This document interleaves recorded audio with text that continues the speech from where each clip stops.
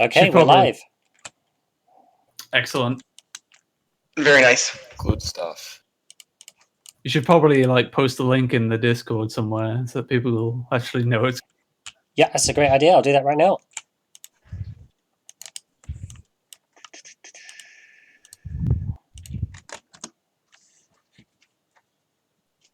That's the wrong link. Oh shit!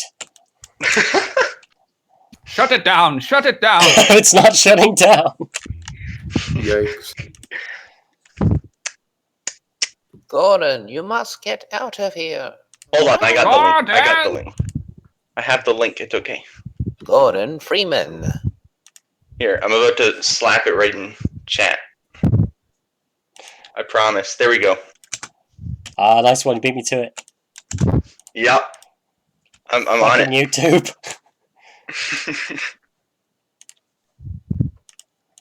Right, I'm just putting it on Twitter as well. Nice. Good choice. Just gotta advertise it to everyone.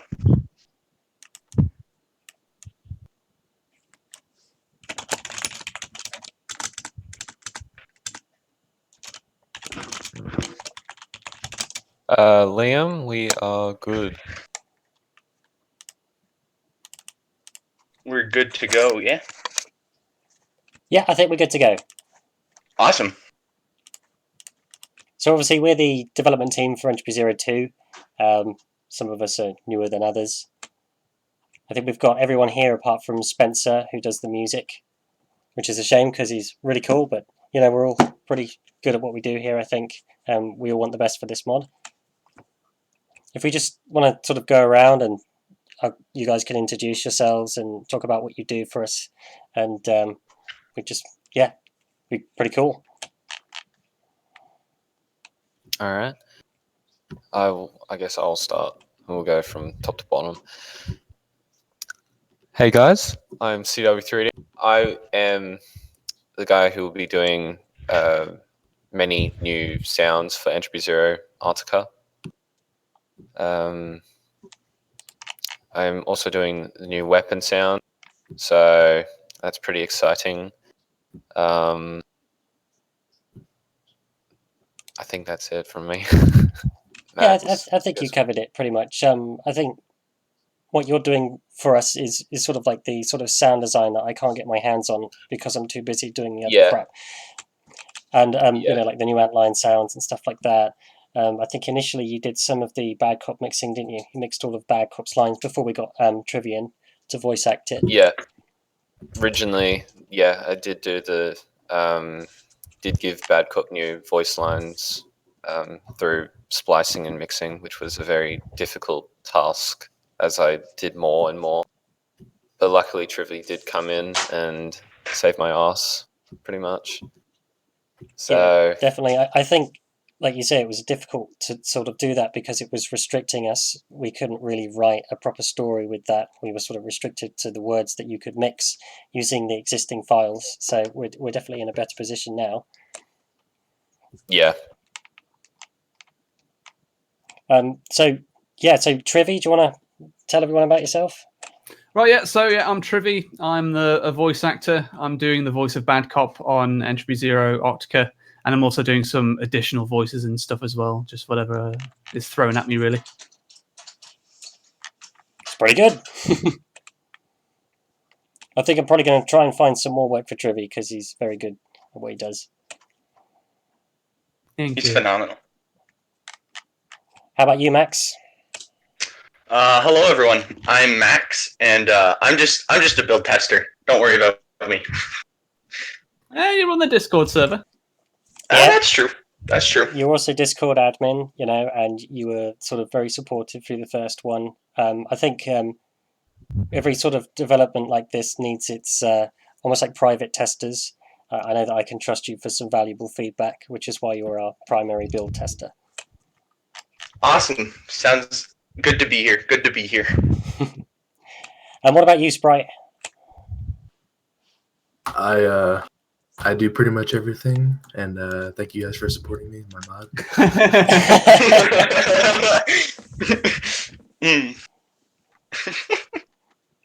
I think, Sprite's if you primarily... want to donate to my Patreon, it's at...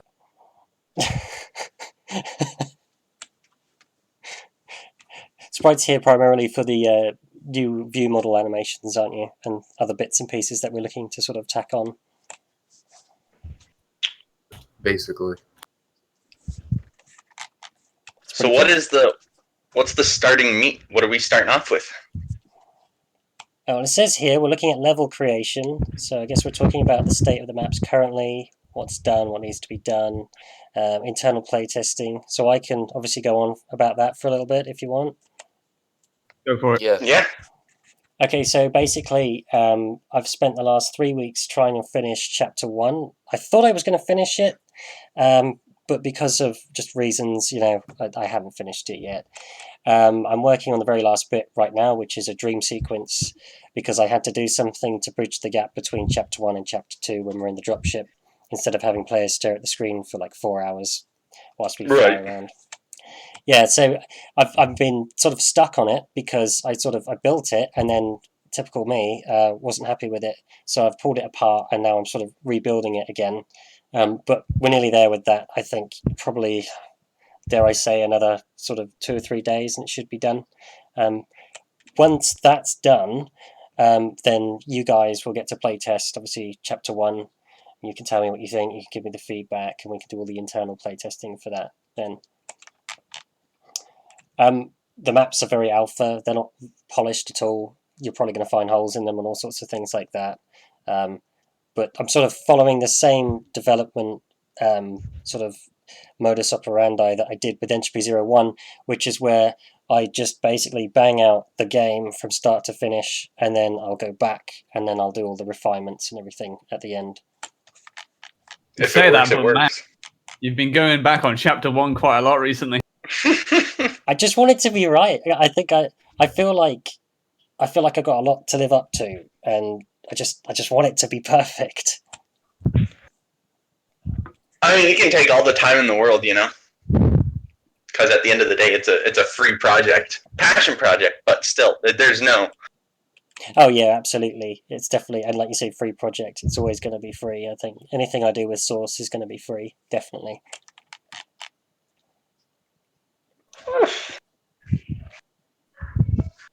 Just make DLC and microtransactions. Well, Easy. what was that mod? That it was a Half-Life 1 mod released by that X-Valve guy. Caged. Yeah, see, he did something similar to that, where he sort of had some DLC, didn't he? Like a donation thing going on. I think so, and I know he's got like these weird items you can buy. It's kind of like buying like a box set, but like digitally. Yeah, that was it. But I don't know what the licensing implications are of that. I don't know, to be honest. So I don't know. It might be something to look at in the future. Dude, golden gun skins, bro. Yeah, crap like that would be good. Unique bad cop voice lines. You could buy voice packs. I don't know. I'm just spitballing. You know what? Spitballing is it works. I've got a lot planned for the future of Entropy Zero when I finally finish the second one. All of the combat enhancements from number 2 are going to be chucked into the first mod. That's cool. Yeah, and I really want to finish working on deployments because I had that in process and it's really exciting. It's kind of like if you imagine Rainbow Six, but you've got the Combine as the SWAT team and the Rebels as the terrorists inside the building. That was the kind of concept that I was working with, and it was really cool. That's fantastic. Yeah, I just want to finish this story, and maybe I'll do some of that. That sounds really cool. It would be good because I don't know. I have different ideas every day, but I was thinking about ways of maybe making that a multiplayer thing rather than a single player thing. And you'd have your Rebels and your Combine, etc. Different ways of approaching it. Like what Human Error did with its multiplayer mode? Yeah, exactly, just like that. Multiplayer? You didn't know Human Error had multiplayer? No. I've never even played it, so it's pretty good. Yeah, it had like a weird versus mode. I didn't know it existed actually. Until someone mentioned it to me. It's pretty cool. It's like a Trouble in Terrorist Town almost-esque multiplayer mode. But so I'm gonna hold on. What were you saying, CW? Hold on. I don't know. It was such a cool concept that I'd love to see be used again in some way or another. But, again, I haven't been able to play it because it's been long dead, and, no one really plays it anymore. It's a real shame because I think there's real, like you say, there's substance to that concept. Maybe we should organize a day where we get a bunch of people on to play.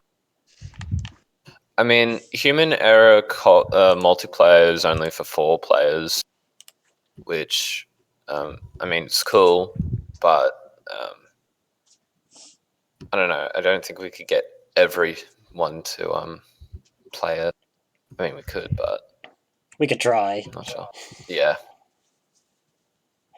So I'm gonna go on.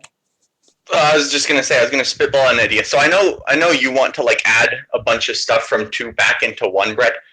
Yeah. So I was thinking, is it possible that you could sort of make sort of a mega package that has both 1 and 2 kind of packaged as the same game? So like Left 4 Dead 2 did. Yeah, sort of like that is what I was going off of. So Entropy Zero Ultimate.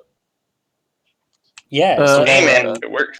Yeah, I probably could do that because currently the flashlight, for example, I'm already thinking about it. The way the night vision works at the minute obviously is different between Entropy Zero 1 and 2, but it's I could figure it out. And the view model swapping, I guess, would be a challenge, but it's something that we could do. Well, actually, so the view models that we're using in Entropy 02, they use the exact same skeleton as they do in Entropy 01, so it would really just be a copy. Oh, that's fantastic. Well, there you go. Then that's the answer. We could just do that. So you could definitely have an Entropy Zero Ultimate kind of thing going on. That'd be awesome. That'd be really cool. It certainly is possible because there was one other mod, Dark Interval did it. Like they had 2 separate view models for, at the start of the mod you'd wear like some construction uniform or whatever, and then later on you'd get the HEV suit. So they did have 2 different view models. It definitely is. It definitely is possible. That's good to know that can be done. Yeah, and then for raising the bar redux, we had like 3 different versions of our HEV suit arm. But since they were all rigged to the same skeleton, we could just switch them out when we had a new one. That's really cool. Yeah, it's funny because when I brought up the that idea for just like a mega pack, I was thinking, I was like, I don't know how you would do the view model changes, but now you know. I think that, like Sprite was saying, I guess you could just interchange it if the skeletons match. I was more, because I don't really do any of the modeling, and I'm not very good with it or in the animation stuff. I'm more code based. So in my head, I was thinking I would have a console CVAR, which would basically just change the actual view model depending on what you had it set to. So you could just change it. You could sort of turn it on, and then you would be the elite. Sort of, you get all the elite. Oh, that's cool. That's interesting. It's just a way around it, I guess. But yeah. Source dev, man. That's some crazy shit. It really is. It is crazy.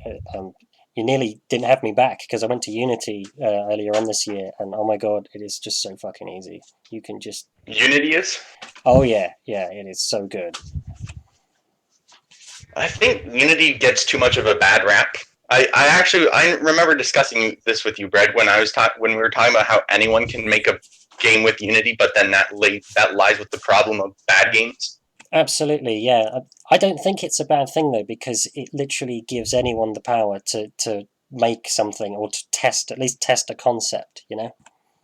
Oh, I agree wholeheartedly. I think everyone's got to start somewhere.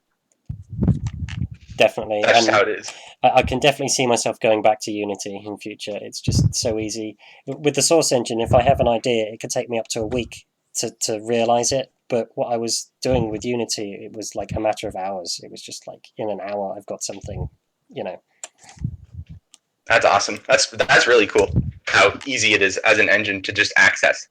Yeah, it's very accessible. You know, I guess you do kind of have to know a bit of code, and I guess I do a lot of C# in my working life, so I'm just, you know, it was quite easy for me to step into it. But anyone can learn. It's not that difficult, I don't think.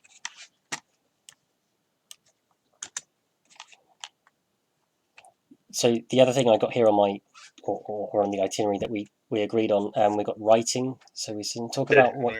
Yes, I see. So I could give you guys an outline of what I've written. ETA, when new dialogue is going to be written, probably in a week. Trivy, just so you know. I've basically. So what I'll say is this: Chapter 1 is written completely. Chapter 2 is written completely. Chapter 3 sort of turns into this kind of gradient, this narrative gradient, where I think I know where it's going, but it could change, and it all depends on how well we get on with Chapter 2. So Chapter 2 is completely written at the minute. What happens in Chapter 2 is we arrive in this sort of Arctic location. It's going to be this massive facility, like a comms facility. Ironically, I want to call it Arbite Comms, because that's what Aperture Science was called before they were Aperture Science back in the old Valve days. No kidding. Yeah. So basically, I was having a chat earlier on Discord with some folks. I think people are worried that Entropy 02 is going to be very cliche Arctic kind of modification. You're going to get the Arctic, but you're going to have with that the sort of guerrilla, close quarters, indoor sort of combat that everybody loved from the first one. So it's not like you're going to be climbing around the rocks and you're in a crevasse, and because I think too many people are going to try and do it. Yeah, exactly. Oh yeah. I want to do something completely different. I've got various ideas of where I could go with the story. Some of them are completely like fucking out there, and some of them are too grounded for my liking, because I think you've got to do something crazy. But the whole idea is present players with interesting combat scenarios in this nice sort of fluffy Arctic environment, which we haven't really seen much in Source before. So, regarding a question along those lines, will EZA have more replayability than, say, the first one did? Absolutely. I hope so, anyway, because one of the things I'm sort of been working with on and off, which I'm hoping to get into, obviously now when I reach Chapter 2, is this thing that I'm sort of doing with combat, where in Half-Life we're given a path, and it's kind of every now and then you might not notice that you're on the rails, but you are pretty much on the rails the entire time you're playing the game.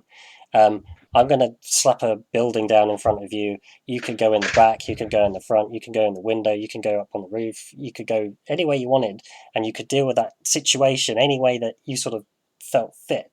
And when you were coming back to play it, say, a second time, you might go, a different way. You might go down through the basement first and work your way up. So that's great. Yeah, that's my plan anyway, is to sort of give players more freedom when it comes to sort of choices. How they approach. Well, yeah, I think as well, from a narrative perspective, I'm just trying to draw parallels all the time to Half-Life. And Half-Life is all about the illusion of choice. So Entropy 0 should be about having choice rather than the illusion of it. That's good. I like that. Yeah, there's a heck of a lot of stuff like that I've been sort of working on parallel-wise. Yeah, I could talk for bloody ages about it. So new voice acting stuff. I have an idea of what I want Bad Cop to say in Chapter 2. We've already got the taunts down for the rebels and the zombies, which is fantastic. And yeah, one of them's amazing. But in terms of the actual dialogue, yeah, it all depends on how the maps play out. I've designed the first map. I've actually got that. Haven't built it, but I've got it on paper. I know what's going to happen. Some of you are going to be really excited when you see the crossover that occurs between the Half-Life games and what's happening in Entropy 02. It's really cool. I can't wait. I think I know what you're talking about. Do you? I think I won't mention it though, just in case it spoils the surprise. But I think I know what it's going to be. I have a pretty good idea. Wink, wink. Yeah. I think a few people have guessed already. I've seen various things, but I can't wait to do it because it will just be so cool, and we'll finally get to be there and to see it. It'll just be like a cool climax, bam, punch, here you go.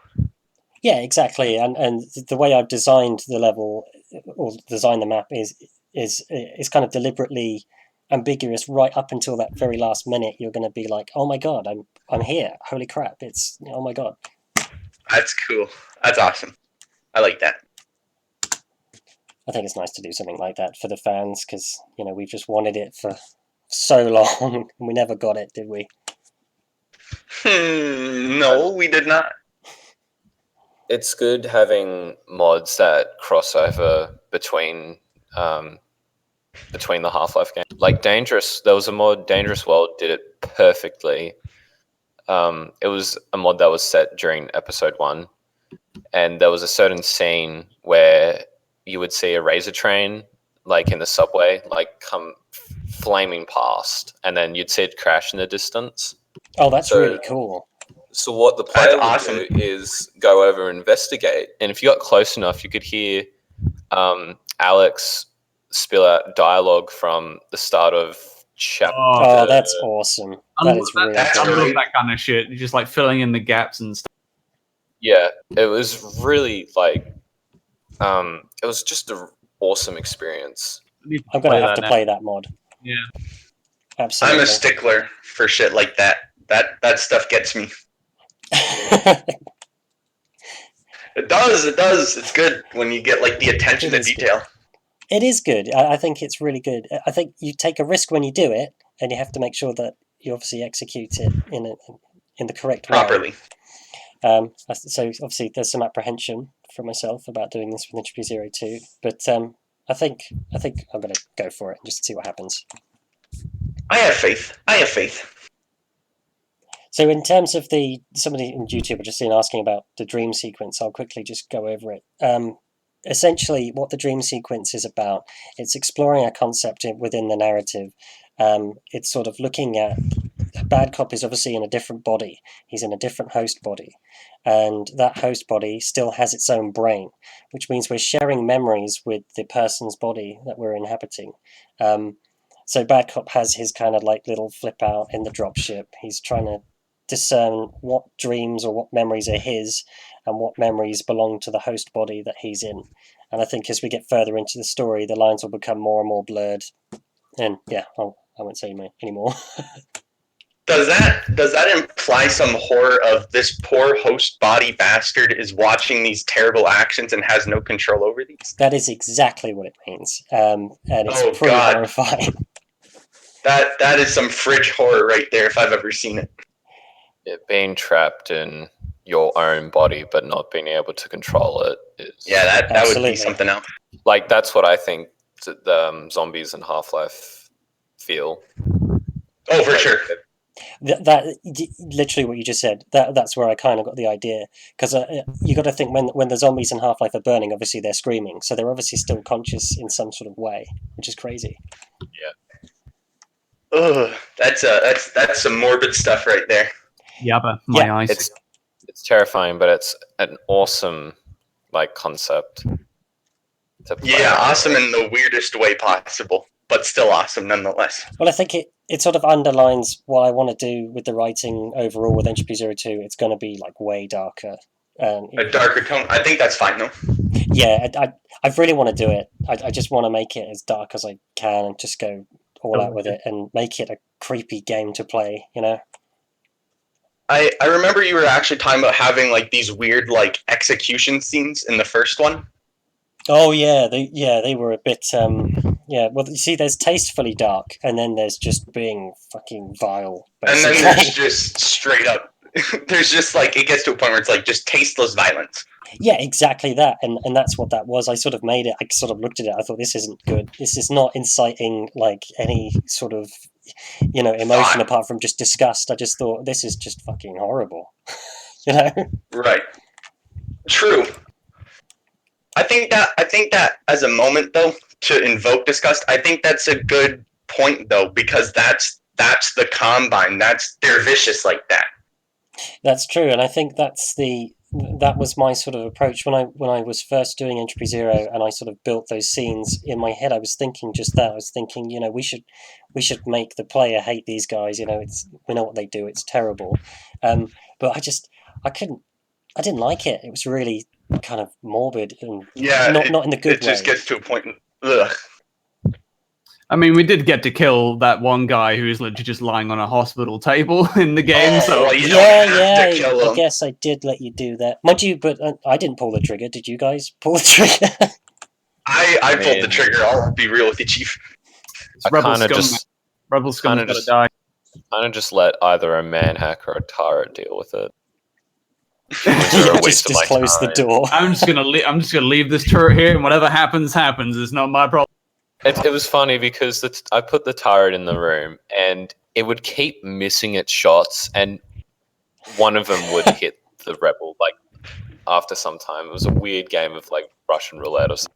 Can you imagine being that guy just lying there, just like bullets whizzing by you Oh my constantly, God. just like, In your last minutes, just shitting yourself. Oh my god. Like this cop walks into you, you're injured, and all he does, you just see him pop a man hack and close the door. It's Oh, just shit. savage. definitely sounds like something Bad Cop would do. It really does. I don't like. I just don't think he could be bothered with it. I don't think he could be bothered to pull the trigger. Just whatever. Just deal with it. You know. Yeah. So So regarding it's a that, waste the of my time. infamous grenade part that you ended up adding in an update where the door locks. Oh yes, Well, yeah. Will Arctica sort of have like more optional sort of things like that? I really want to do more optional stuff. I think one of the main appeal with Entropy Zero is all the hidden stuff. Well, I mean that's what I hear. Oh, for sure. And yeah, so definitely want to have more stuff like that. Just going back to that rebel, actually, in relation to your comment, so I added the grenade part because I wanted to sort of beef up the achievements for the mod, and that was an achievement obviously that you could get. There was an achievement in the code for not killing that rebel. If you played through the whole game and you didn't kill the rebel that was on the bed, you get an achievement. But for some reason it didn't work. It never triggered. It never fired. Never got to the bottom of it, which sucks. But there you Oh, go. dang. There's a couple of achievements like that. Like the difficult ones. Yeah, The difficulty ones. yeah, that's I correct. Yeah, so there's basically there's an achievement in the code for every difficulty, and it should be rewarding you them, but it just doesn't fire when you get to the end of the mod.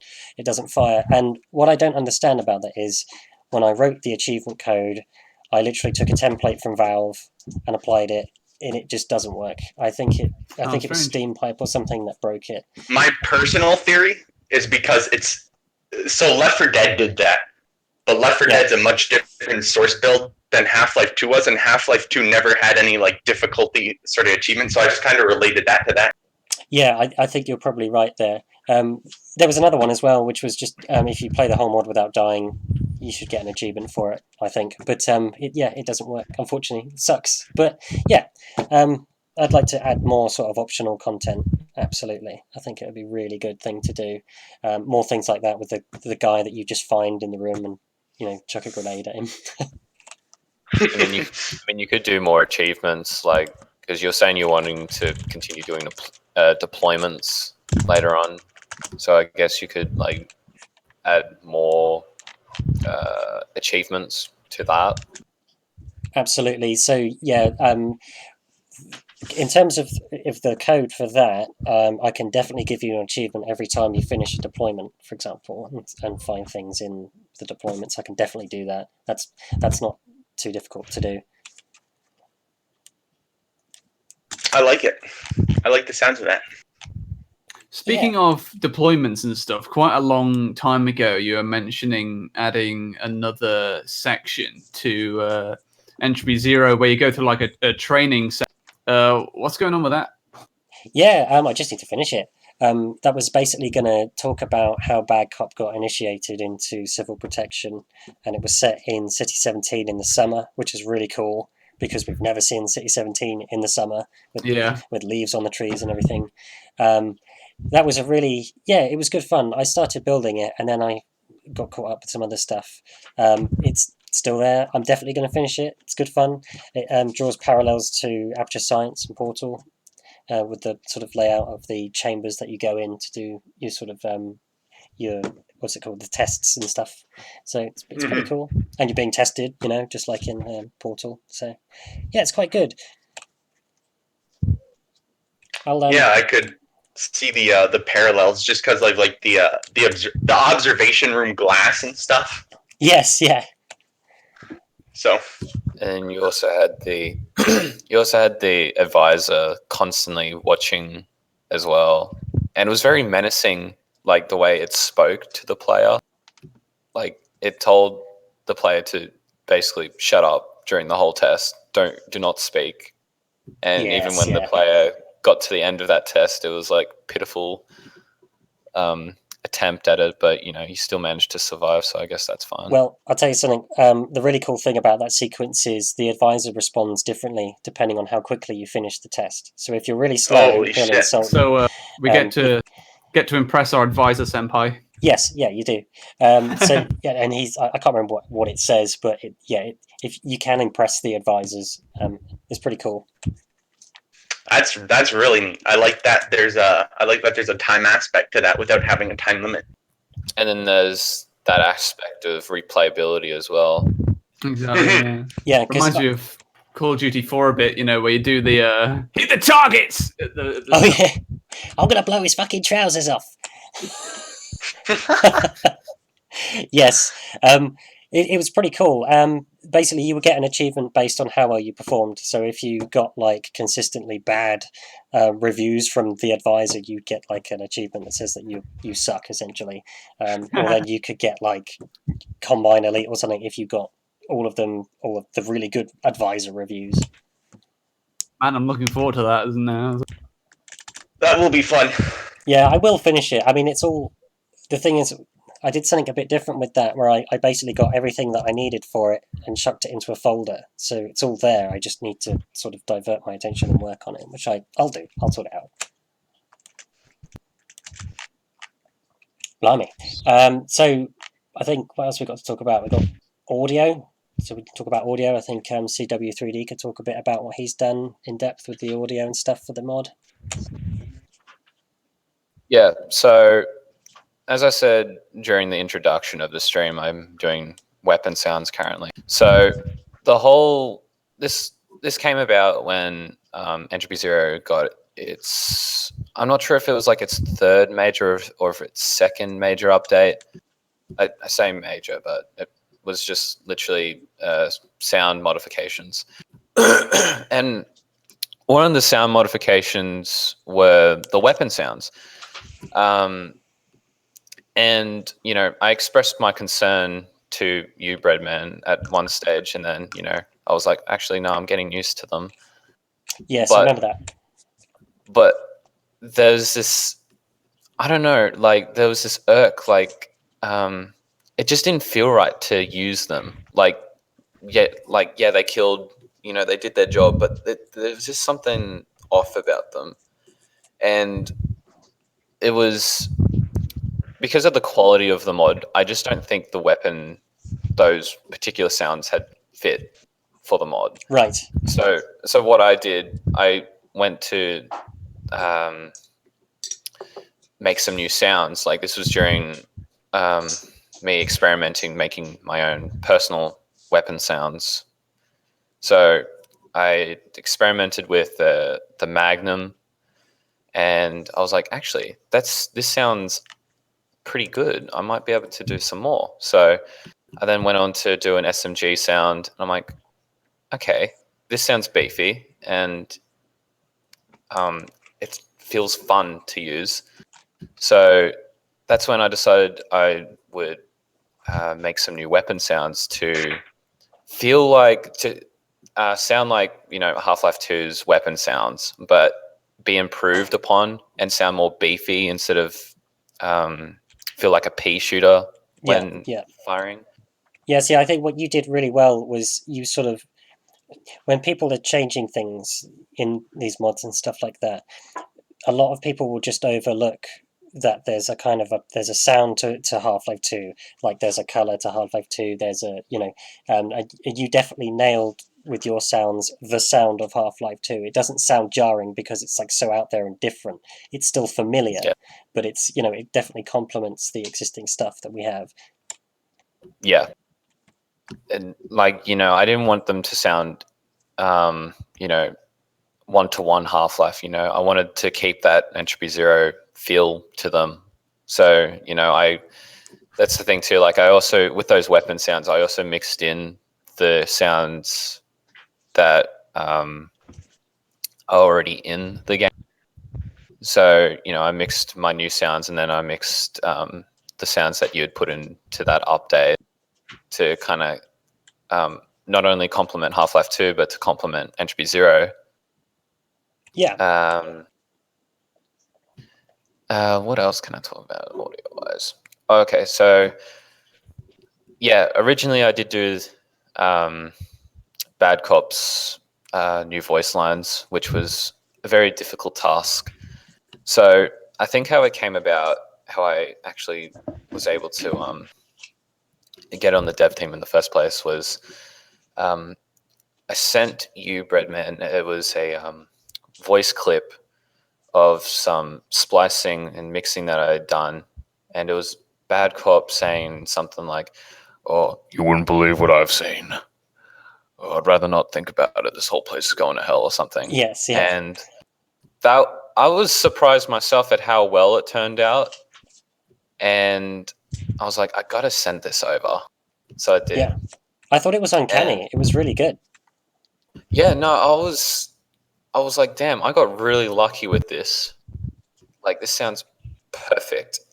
And then, I got on board and did some more sounds. But then it just started to get a bit much because there were only so many sounds of Bad Cop to use that it was getting to the point where I couldn't make any more.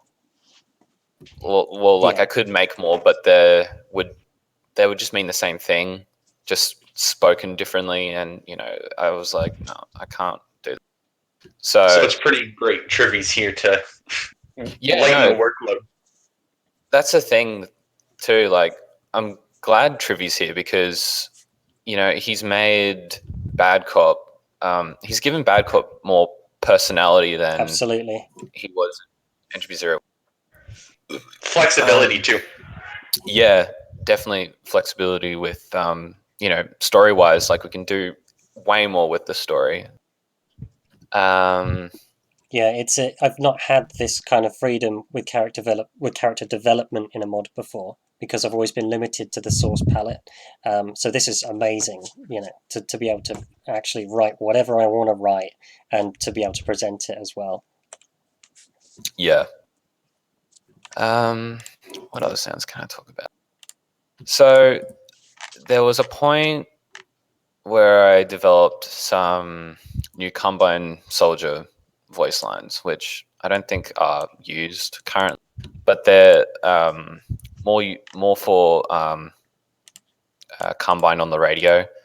Oh yes, and, yeah. My original, I think I started with coming up with a defense idea. So I decided let's make a sound file. So in my head, I imagined you would. Oh man, it's so hard to talk about. So you'd go in through Nova Prospect, and you'd come to Combine terminals, I would imagine. Yes, and yeah. You'd hear these radio voices from the Combine, them dying or whatever, or giving. So like trying to give orders. the transmissions from the start of Nova Prospect. Yeah.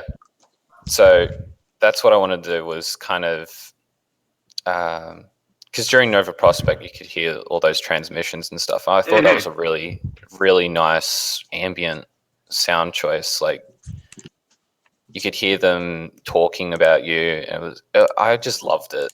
So I thought, making these voice lines not about the player but about the situation that they're in, to kind of give more atmosphere. Absolutely. Like, there's lots of things happening that the player can't see. I think that sort of breathes life into the world behind the player as well. because it's kind of like an opt-in thing, isn't it? That a lot of people, some people want to actually like absorb that information from the sort of virtual environment, but it's like optional, so you can just run past it if you want. But if you're that interested in the story, you can invest yourself in it. You can listen to it, which is really cool. I did really like those radio things, and I think we should get more in there, because one of the problems I've got with Chapter 1 at the minute is there's a lot of conversation now between Bad Cop and this Elite, because of the voice acting that we've got. That's great, but it would be kind of good to have, like you said, that sort of ambient tone in the background, sort of pushing your agenda. This is what's going on in the world at the minute. We want to remind players of where they are, in the lore, sort of between Half-Life Half-Life 2 and Episode 1. And I think that's a good way of doing it, is having that sort of background radio thingies.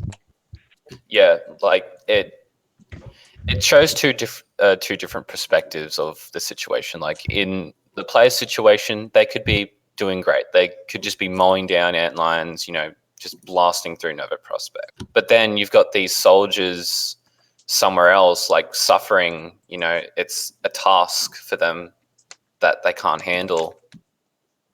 I think that's just thinking about it, I think this is something that we should probably focus on more as well with this radio thing, because one of the key, when you think of a Combine soldier, one of the first things I think of is the radio, and they're always in communication with each other.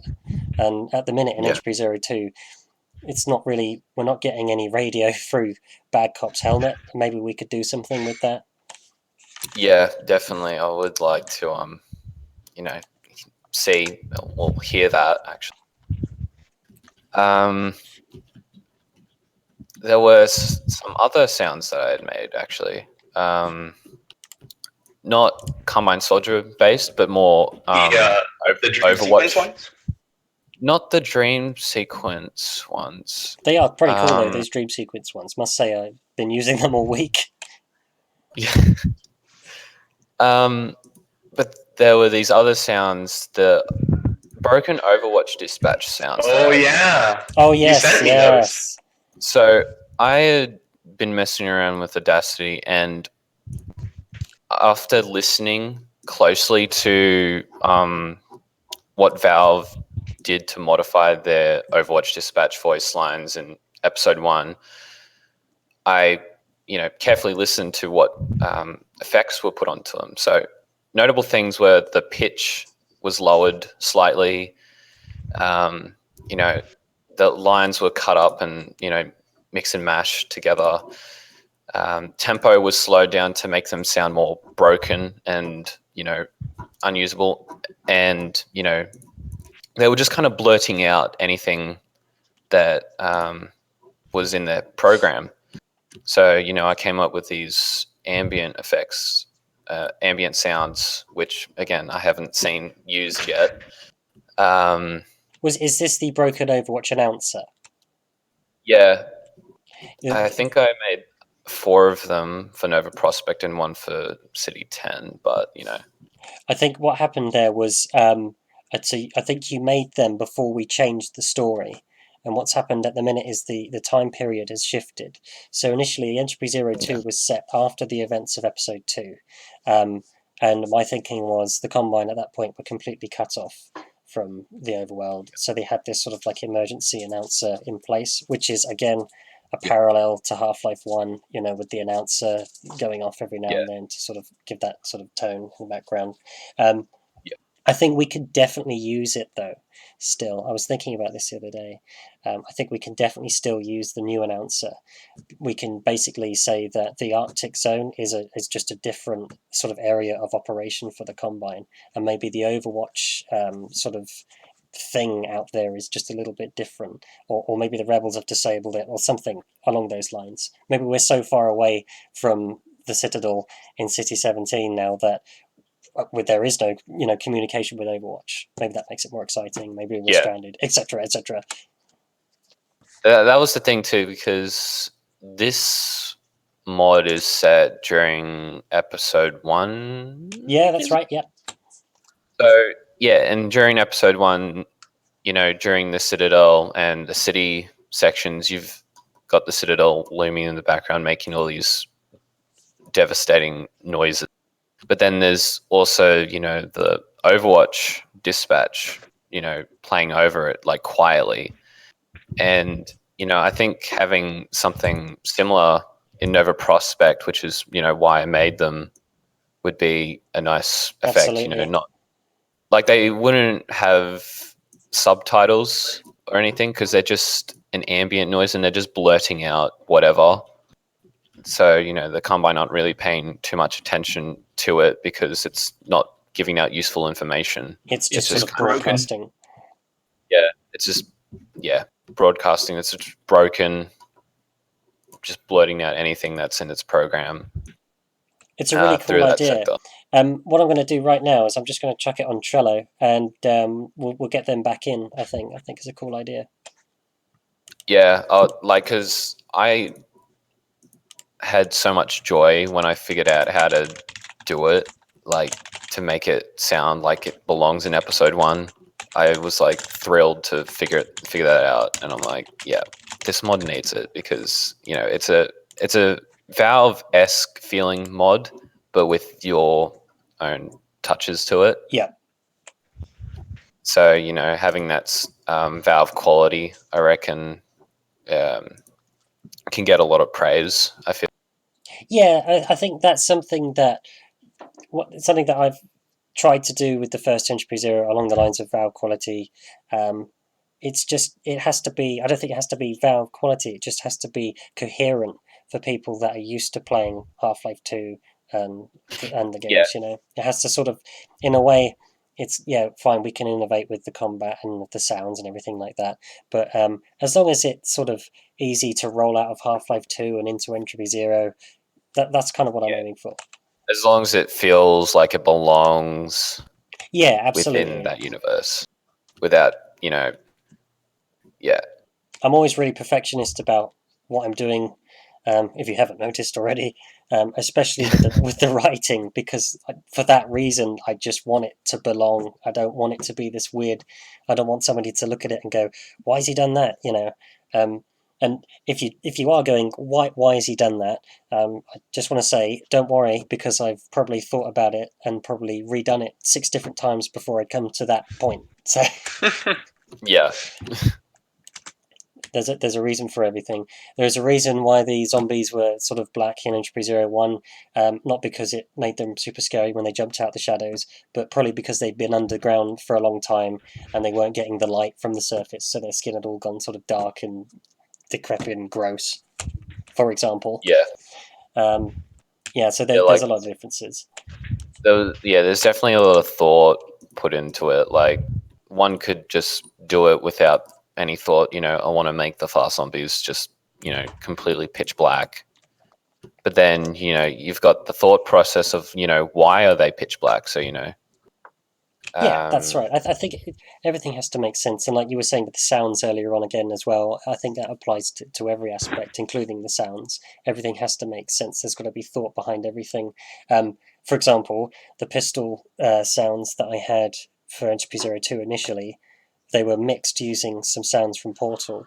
But I think you were correct. I think they were a bit too Portal-y. I think it was a bit too resonant and a bit too, it felt kind of forced, whereas the changes that you've made, I think, really sort of highlights what I'm getting at.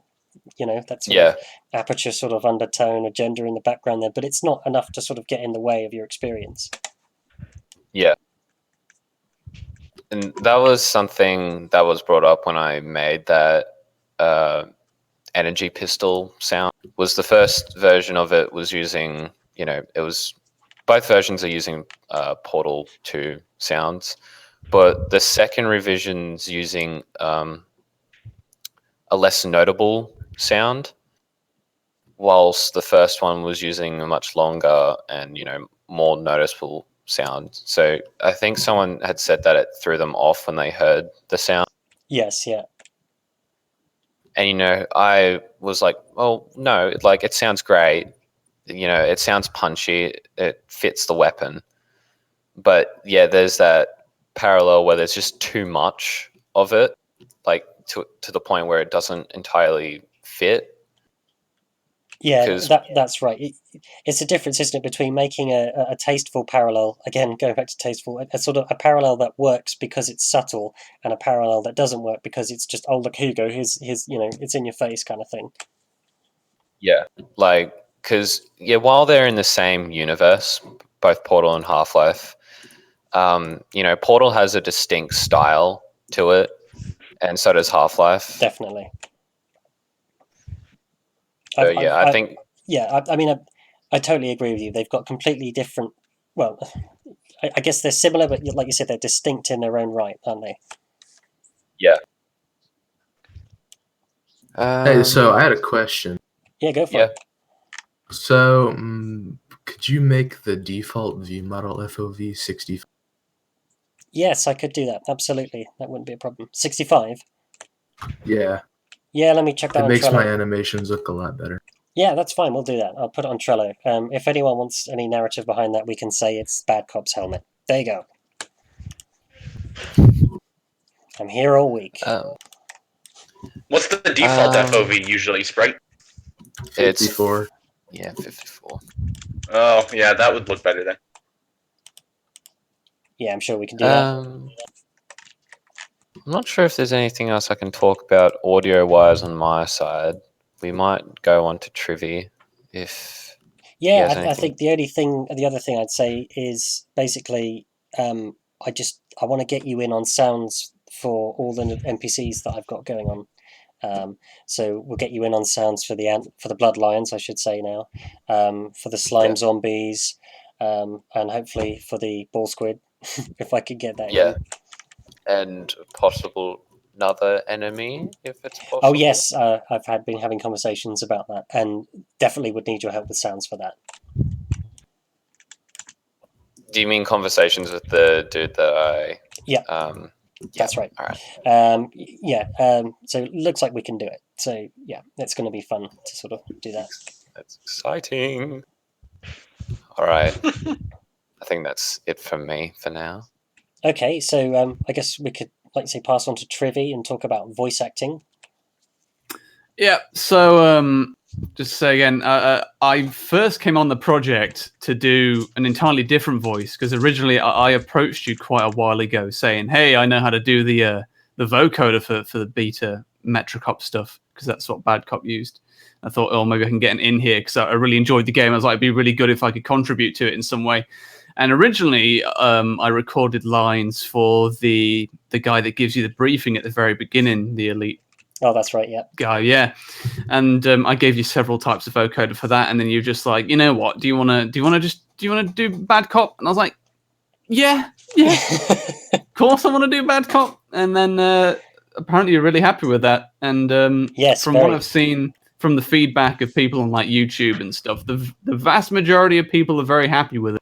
Well, I've heard all positive things. I don't think I've seen a negative comment yet regarding your voice acting, and I think it's perfect, to be honest.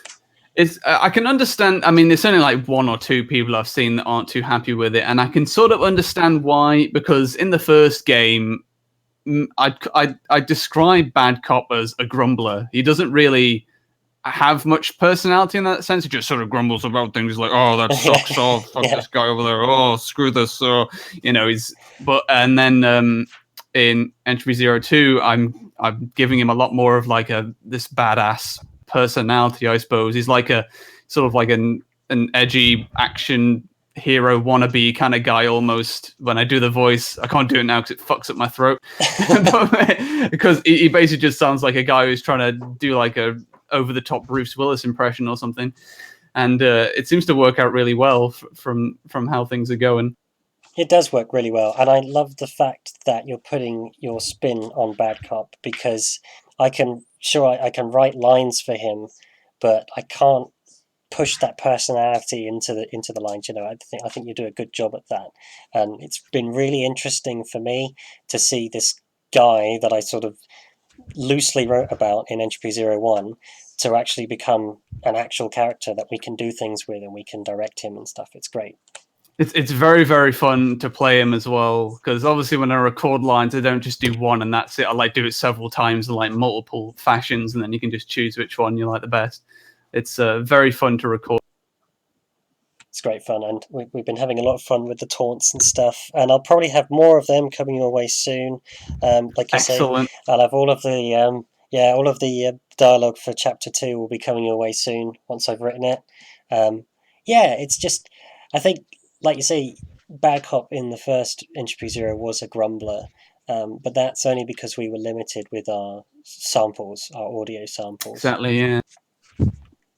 And as more recently, I know it's because I've forgotten who mentioned it about the Overwatch voice, because in the original story, Dispatch gets cut off, and then this sort of like backup system comes into place that sort of takes the place of Dispatch / Overwatch. That's right. And because we were searching through the files of the test build, and I saw them in there under the Overwatch folder. I didn't know if they were being used or not. And I was like, you know what, for fun, I'm just gonna do my own spin on it.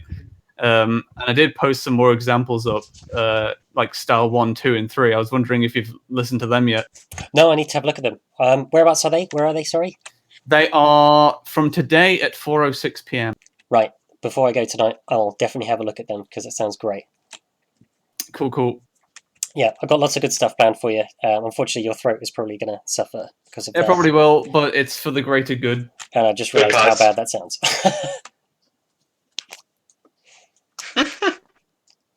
Yeah, it's worth it.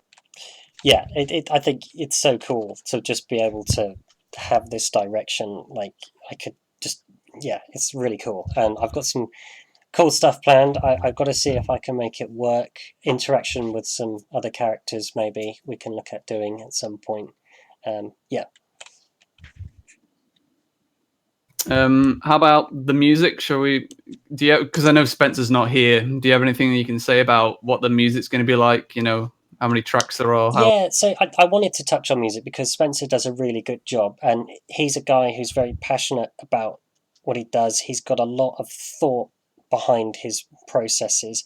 I know he's been busy.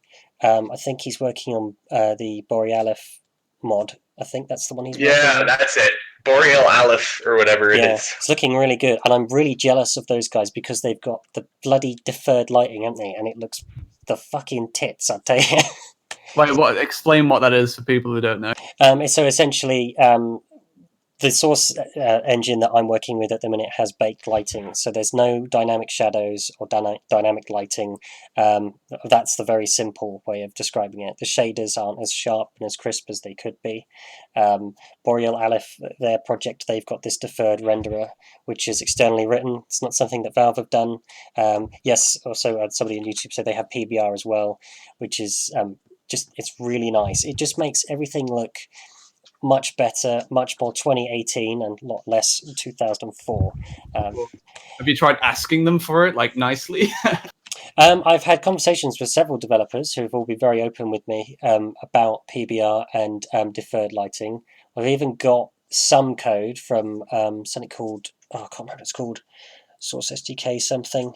There's an odd sort of limb of Source SDK out there with somebody's deferred renderer written into it, and I tried using it, but I've had a lot of trouble because I don't write C++. That's what it comes down to.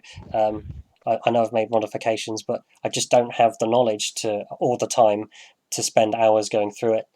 I think what I'd probably like to do is advertise at some point for a code, a developer, a proper sort of code monkey to just get in there and sort it out for us. That would be really good. That'd be pretty cool. So, any code monkeys listening in? Absolutely. If you can give us PBR and deferred lighting, you're already on the team. You know, we need that so bad. Dynamic shadows as well would be great. Oh, I could do so much with them. Like, oh my god, like with the hallucinations, you can see shadows from around, corners and stuff. Oh my god. Like that one at the very start of the game. Yes, yeah. See, I could do something a bit different with that. It could be like, we could use the lighting to create some sort of shadow illusion. It would be so cool. That was something I wanted to ask just quickly. Yeah, go for it.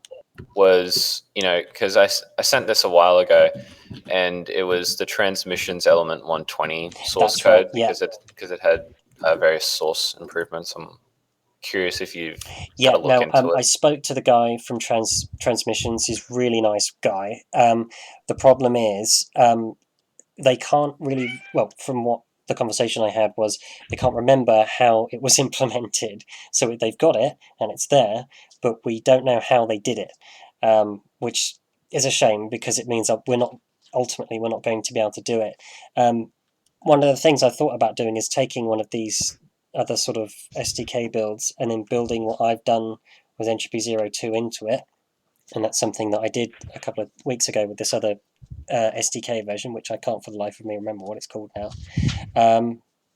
But I ran into numerous problems with that because there seemed to be things in that version of the SDK that had been updated and not consistent with the project that I've been working on, which means it takes a sort of like a week-long job and it turns it into a 6-month-long job. So it's kind of from a developer, a mod developer perspective, it's not worth doing that. I need to find a better solution. Basically, Yeah. We need somebody who knows what they're doing to come in and sort it out for us. Yeah. But we kind of digressed from music, didn't we? We did. Sorry about that. I was just going to get back on to sort of Spencer's stuff. So let me have a look in my files. Hang on.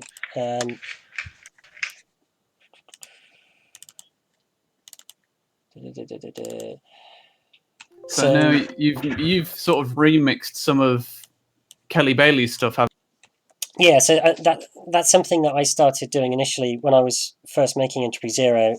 Obviously, I wanted some music to accompany it, so I just thought, screw it, I'll give it a go.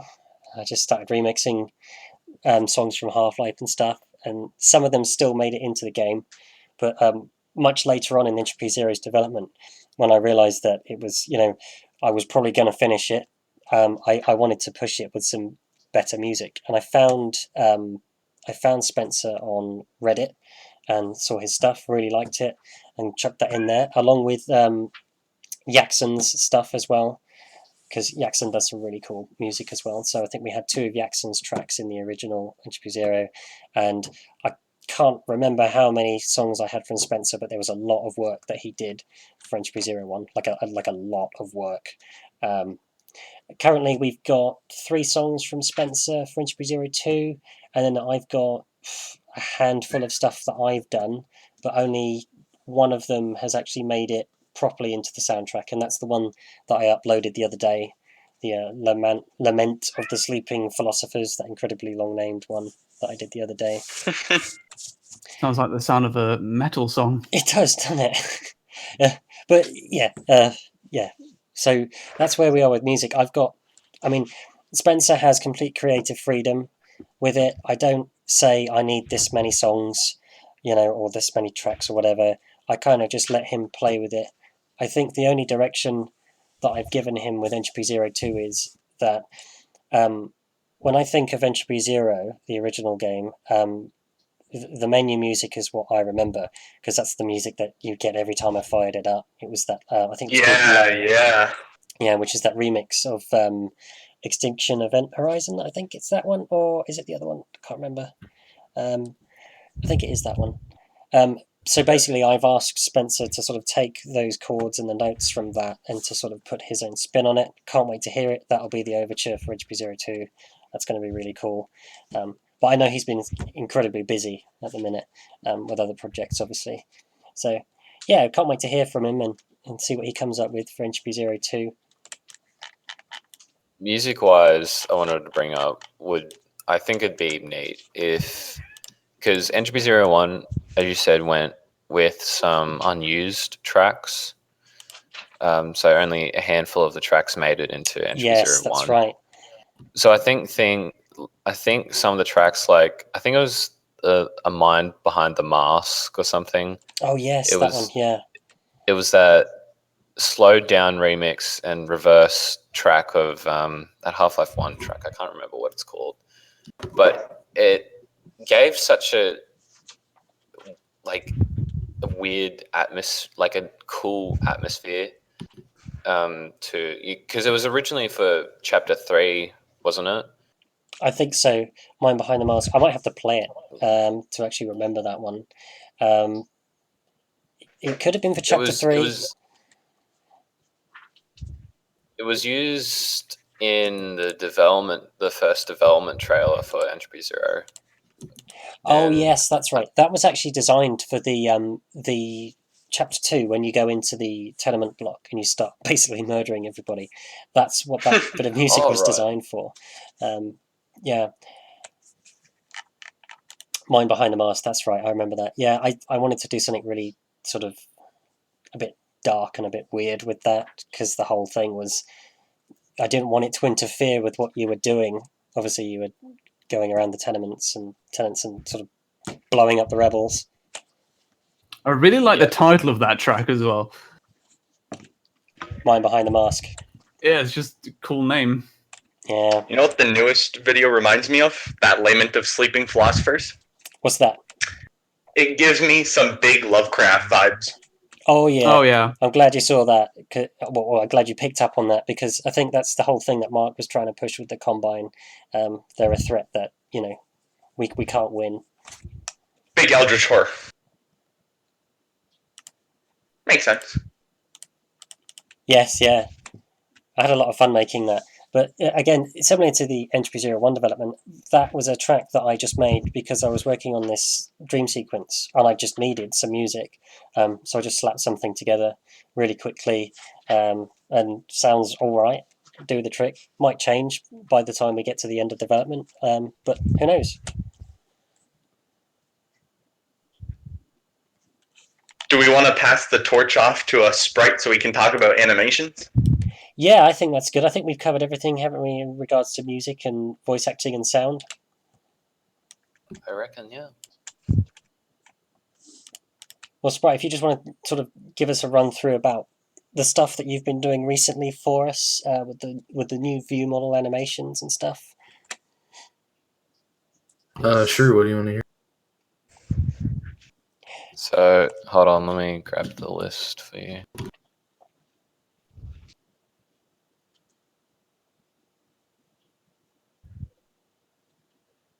Just put that in the developer channel.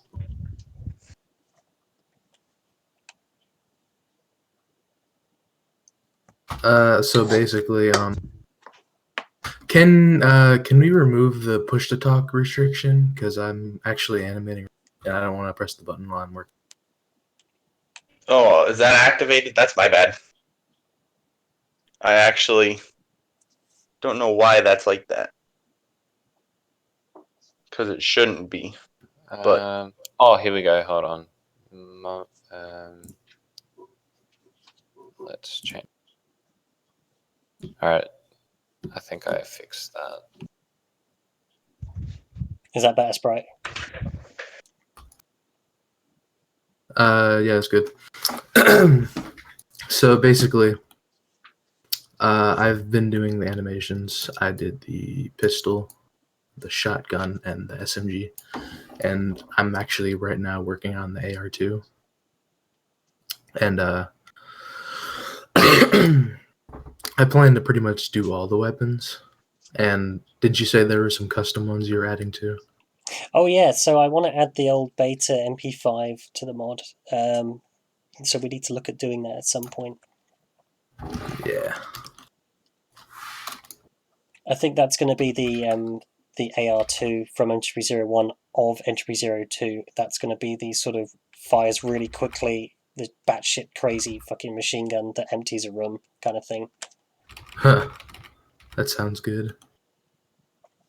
I can picture Bad Cop having a lot of fun using that weapon. any news on the model for that?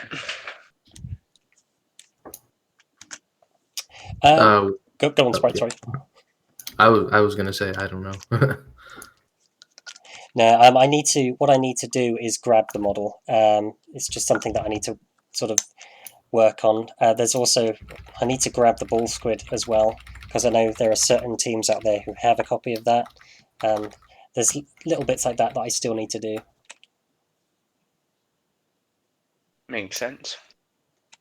So essentially what we're trying to do with our view models for Entropy 02 is just freshen up the experience a bit by giving us new view models, and sort of play with the idea that Bad Cop as an elite is sort of holding his weapons a bit differently. Maybe he's sort of impressing his personality, into his motions and actions. Yeah, just Bad Cop more character to live through.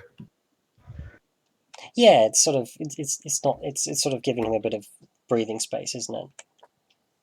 Yeah. That would be a good question then, actually. So, Sprite, when you're animating the view model animations and stuff like that, what sort of how are you putting Bad Cop's personality into the animations? Like, in what way?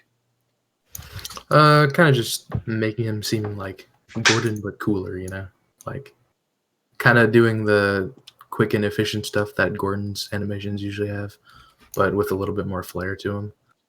So nothing too fancy or distracting, but fresh enough to give a new and possibly better experience with the weapons. Yeah. I always found I'm also changing up. Oh, sorry. Go ahead, man. No, I was just gonna say I'm changing up how the AR2 works a little bit too. Oh yeah, cool. Because in the original Half-Life 2, there's not even really a reload animation for it. It just goes. It's what I'm doing is I'm taking the normal reload animation that it usually has, and I'm putting that in the firing animation, and then I'm changing the actual magazine into an actual magazine. So that would be really cool. Oh, that's awesome! That's going to be great. I can't wait to see that. That just makes so much more sense as well. Exactly, yeah. It's as if Valve sort of gave up on the AR2 like halfway through. They're like, should we reload this giant mag now? They pretty much just grabbed it from because it's a cut beta weapon. It used to be an incendiary rifle. Yeah. So they pretty much just grabbed it from there and then just kept it. Because I can tell it used to just shoot like one round at a time out of the drum, but they kind of just changed it and then left it. Like back then, it made sense as to why it reloaded like one small pellet-looking thing. But nowadays, it's like it doesn't really make sense. Kind of makes you wonder if they had any sort of concepts on the table for a new sort of AR2 before they decided to just use the old one. Yeah, it was the OICW. Oh, of course, yes. How could I forget that? Oh my god, yes. Yeah, and then AR1 was the AKM. That's right. It's all coming back to me now. Oh my god, I feel so old. Yeah. I always found it a bit weird how sort of efficient and good Gordon is at handling weapons and reloading them and shit. He's a scientist, Where's he getting all this knowledge from of expertly reloading weapons and stuff? It's Well, he did have training, so he got put in that weapons training.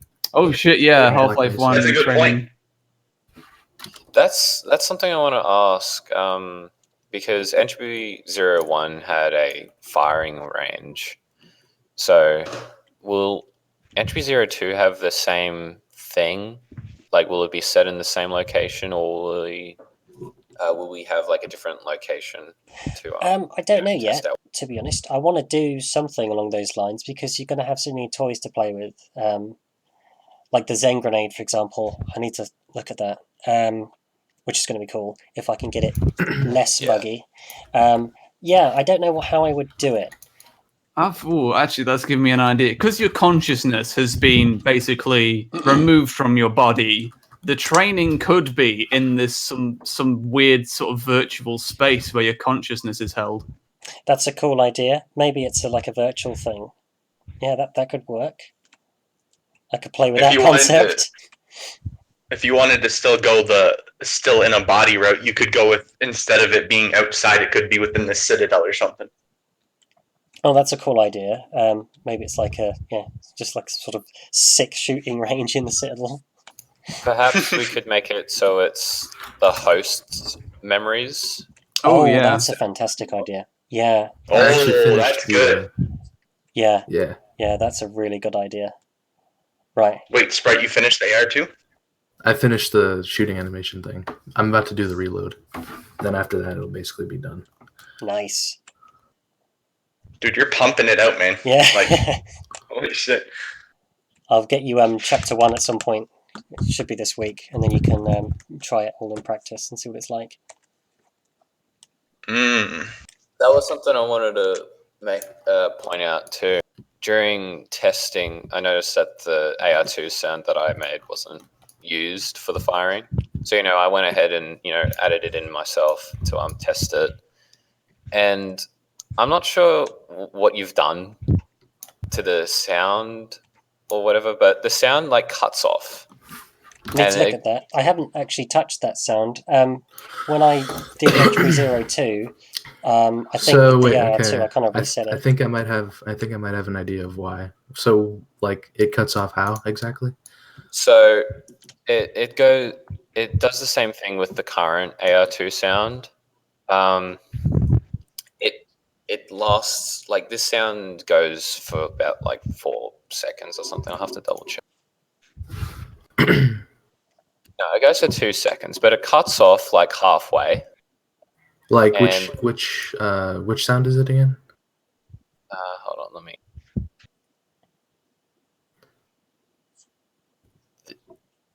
This one I just posted in developer channel. So that's just the normal firing animation. All right. So So that like, sound's when it supposed to gets- go on. so when it gets cut off, like, are you doing anything, or does it just automatically just end out of nowhere? It automatically just ends, like, no matter what I do. So if you just shoot and then stand there for a little bit, it just stops. Yeah, it just, like, it plays the firing sound, but then there's no none of that, like, reverb or echo from the sound that plays. It just kind of cuts off. So I'm not sure. So have you edited, like, the sound script at all?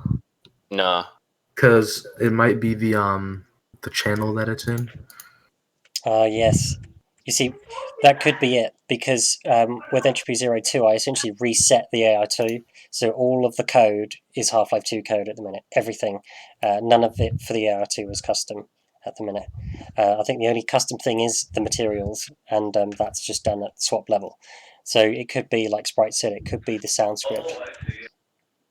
All right. Well, we'll have to have that looked at then, because Didn't we have I this- can actually do that now if you want. it was so disorienting to, like, shoot the weapon and then just have the sound cut off. It just felt really off. Yeah, we need to sort that. Didn't we have a cutoff issue with the shotgun?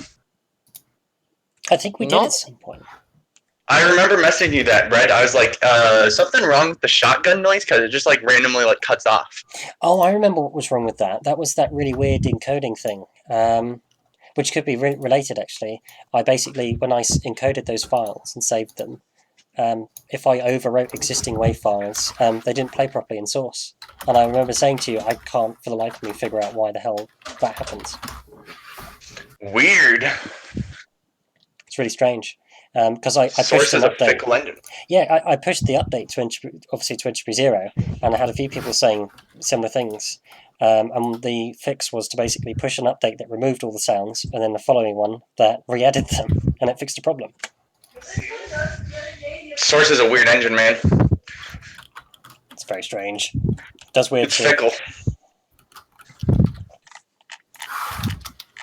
All right. Well, still an animation. Is there anything else anyone would like to add with animation? I don't think so. I like them. Yeah, I do. I think they look great, and I think they're going to complement the mod, definitely. Because they're not so like overtly like they're not so overtly different from the Half-Life 2 feeling that it feels jarring. It just feels detailed enough that it feels nice. And that's kind of what Yeah. we want, isn't it? Like we were saying earlier about belonging. We want it to belong. Feels like it so far. So how about we wrap this up with some questions from the chat, maybe? Yeah, that sounds great. Go on, Trivia. So- I'll let you go on. Oh shit! You have the Right. floor. It'll be nothing but freaking terrible questions now. So yeah, So- people, we're gonna have to wait for the stream to catch up. But yeah, if you guys have any like questions you want to ask Bread or just in general, you can ask any particular team member a question as well. Okay, so Little Tornado asks, will there be support for mod? Mod support. Well, it's Source Engine, so if you want to shove a map in there, I suppose you can. Yeah, it's something that I need to do is give you guys the FGD, I guess, so you can actually map stuff. I need to do that. So yes, the answer will be yes, absolutely. We can just sort that out. Liam Pfeffer says, do people suck? I think they do, absolutely. I'm pretty sure they do.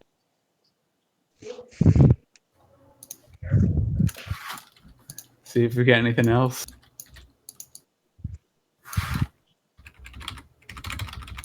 The most wicked Q&A session. Victor asks, do you have any general tips for making a mod? General tips. I think it's going to be difficult all the time. It's always going to be a challenge. I think in terms of tips is just to be as organized as possible. So, for example, I use Google Docs. You could use anything. OneNote was really cool. I used that for ages as well. Just somewhere to check your thoughts and sort of work on things. And definitely try and keep it sort of short if it's your first kind of thing that you're doing. I guess there are so many sort of caveats to working with Source. That's a very broad question. It's quite hard to answer, to be honest. But I think you have to be organized with it, and knowledge is power with Source, because it isn't. There's a lot of stuff that isn't published, so you have to do a lot of learning on your feet. Another thing I want to add too is if you're planning on, getting a development team going, then, as Bredman said, you have to be organized. So you have to make sure that you, as a dev lead, you have to, organize everyone to make sure that they're, doing their job, consistently with the mod. Don't go overboard with people. Like, don't go out and get like over 100 people to be a part of the development team.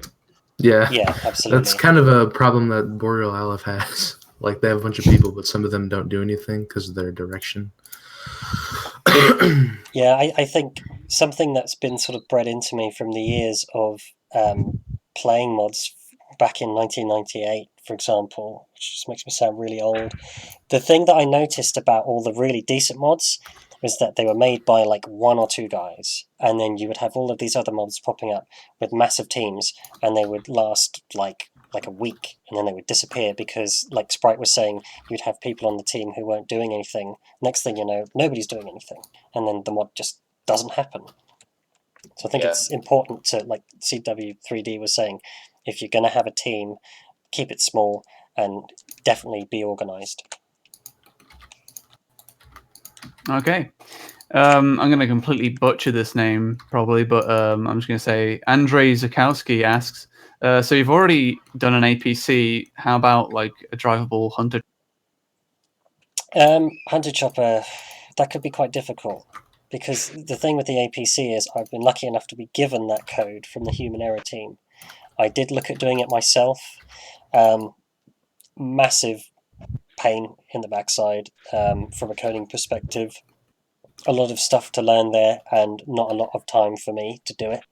A Hunter Chopper would be good. I could already begin to think of some technical nightmares though, such as source engine space limitations. How much, how do we prevent the player from flying to the edge of the map? Do we internalize it all? I think that would be really difficult to pull off, to be honest. I can't see a Hunter Chopper in Easy 2, not one that we fly anyway. Cool. Okay, question by Villager103. Breadman, when you're done with Easy A, will you continue Half-Life 2 modding? If so, what kind of mods? To be honest, when I finish with EZA, I'm going to move into Unity and finish my thing that I was doing, which is basically going to be my first commercial product, because I'm halfway with that. But I mean, I'll always be a source mapper, a source modder, I think. Even if I am doing commercial products on the side, I'm always going to do something. After EZA, it's probably going to be developments, deployments for Entropy Zero, and I'll have to decide which mod to put them in, one or two. That's probably Mega pack, boys. Yeah, well, I could do that. Yeah, that could be the thing to do, because I wouldn't have to make anything really. It would just be stitching it together. So maybe that's the way I'll go. Okay, cool. Got a question from Liam. Do you have any inspiration from Project Borealis due to the similar Arctic environment? To be honest, the inspiration I'm pulling for Entropy 02 comes directly from Epistle 3, and that's because I am a writer at heart. That's what I do. I just write stuff all the time, and I'm obsessed with Mark's Half-Life story. I think we need to have a mod that takes the words out of the horse's mouth and realizes them. So that's kind of where I'm getting my inspiration from. Excellent. Kenny Alexander asks, are there going to be any Epistle 3 references in this mod, like the bootstrap device or the Breen Grub? You might see Brain Grub. I was working on something the other day in downtime. It would be nice to see him. I think it would be a nice little thing to do. Yeah, but there will definitely be references, definitely. Awesome. Mark Archer asks, are you attempting to modify AI or graphics in EZA? I had a look at modifying Antlion AI the other day, but everything I changed, it didn't really make that much of a difference, because I think of their chaotic nature, they sort of just fly at you and attack you. But what I am looking at with Rebels is sort of more reactive combat stuff, using scripted sequences, sort of giving players the illusion of intelligence when you're fighting them, and that sort of builds into that sort of open environment thing that I'm talking about, that I'm going to try. In terms of graphic developments, we sort of touched on that earlier, I think. I would love to sort of update the lighting and the rendering for the engine, but at the minute, I just don't have the knowledge. All right, cool. Let's have a look. Sort of running out of questions. 9 Seed, we saw already answered questions on sort of tips on learning how to mod. I think unless there's any like further anything you want to go further into, like starting on how to mod source. I think some really good resources out there. Obviously, the Valve developer community. There's a Valve Dev Discord that you can hop in. They're pretty good in there. They'll help you out. You've also got the what's it called? The Valve Reddit, the Valve developer Reddit. There's a couple of them. You've got like a Hammer subreddit as well. But the actual source development subreddit's really good, and there's some great guys on there. You know, they'll answer any question, even if it sounds completely stupid. They'll sort you out. Use those resources, I'd say. Utilize the crap out of them, because they've really helped me. Big up r/hammer. Let's see what else.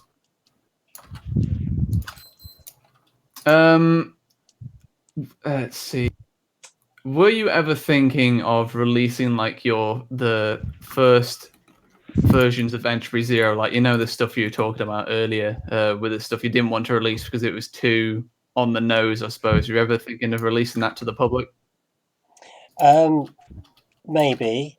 I probably could do as like maybe if I was to do sort of like a development map pack with examples, I could have it in there. The problem is I'd have to find the maps, because they could be bloody anywhere now, to be honest.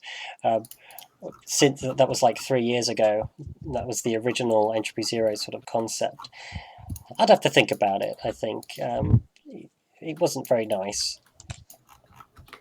Another question by Kenny Alexander. Are we going to be seeing a sighting of Gordon Freeman in this? You'll definitely be treading in his wake at Nova Prospect, and you'll be seeing the damage that he sort of brought about. For example, you can come across a prison guard in Nova Prospect, which is pinned to the wall with a rebar, which I think is hilarious. In terms of actually seeing Freeman like Adrian Shepard did. I haven't got any plans to do that yet, simply because of the time period. So Entropy 02 takes place just after the events of Half-Life 2. Gordon Freeman is somewhere in City 17. Alex is looking for him, I guess. So around that sort of time. That's when it's set. So I don't think we're going to see Freeman directly, but we're definitely going to allude to his presence. Very cool. 9seed asks, if you think of making a multiplayer easy maps and deployments, have you considered making deployments a single player part of a separate multiplayer game? Yeah, potentially. I thought about this before. I thought if I was going to go down the deployment route, there are some technicalities behind it, where it would probably be best if it was its own thing.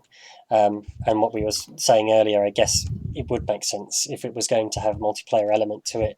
It would make sense to have that sort of standalone, I guess, sort of separate, because the focus on that kind of a mod wouldn't be on narrative as such. It would just be the experience of being a cop or being an elite, going in and clearing rooms and stuff.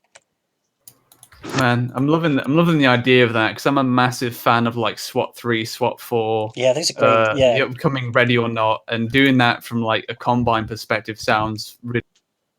You could go all out with it. You could have like scanner deployments where you could like remote control scanners. Oh my god, this is so good. You could like. I think a deployment I'd really like to see is something like a rebel hold up like apartment block or something. Yeah, just stuff like that. SWAT 4, but Combine and Rebels. Oh yeah, for sure. Yeah, it would be good fun. I think it would be fun to build as well. I think my favourite part of Entropy Zero is the apartment raid, and building it and playing it. That's so much fun. Just so much fun. Okay, so another question by Villager 103: will we be getting any new heavy weapons like the prototype AR2 in these yet? I don't know about heavy weapons yet. Anything can change at this sort of time. One of my plans is to get the MP5 from the beta in, but to have it more of a sort of fire and forget weapon, because its fire rate is quite high. I kind of want to give you something that you can just like pepper a room with, just for fun. You would more be using it to sort of break shit and try and kill things. But then anything can change at the minute. Maybe we could find a weapon up in the Arctic in this laboratory that we're going to up there. Awesome. I can already tell what the answer to this is going to be from Kelly Alexander. Will this mod reveal the identity of the G? It won't reveal the identity of the G-Man, so you don't have to worry about that. Yeah. I don't think I'd do that. No, nobody's going to be able to do that. Everybody will hate it, no matter what anybody does. I tried to stay well away from the G-Man. I know we had a bit of him in Entropy 01. I think he flashes up in this hallucination in Entropy 02, but he doesn't say anything. He doesn't interact with the player. He's not, we're not on his wild ride, so to speak. So yeah. I remember you and I discussing the old draft of the ending of Easy 2. What was the old draft? Because I've done like 20. So the old draft, I remember the old draft included G-Man, and I was like, Brad, no, do not. Oh yes, that's right. Yeah, I did that. Yeah. So essentially, the G-Man, the old draft of EZ2 basically outlined was the whole thing that Bad Cop was trying to prove himself to the Union, and he was basically inches away from getting what he wanted. And the G-Man intervened at the end, took it away from him. He went a little bit crazy, and yeah. But yes, yeah, nothing like that's going to happen. It's completely different now. Yep, it's true. I'm Paul asks, is the G-Man aware of Bad Cop's actions? I think he is. So, yeah. Because go on, Max. I'll let you talk. I remember we did see him in a window on the tram ride back in Easy 1. Yeah. That's right. Yeah. Yeah. So I think that's pretty definitive. Yeah.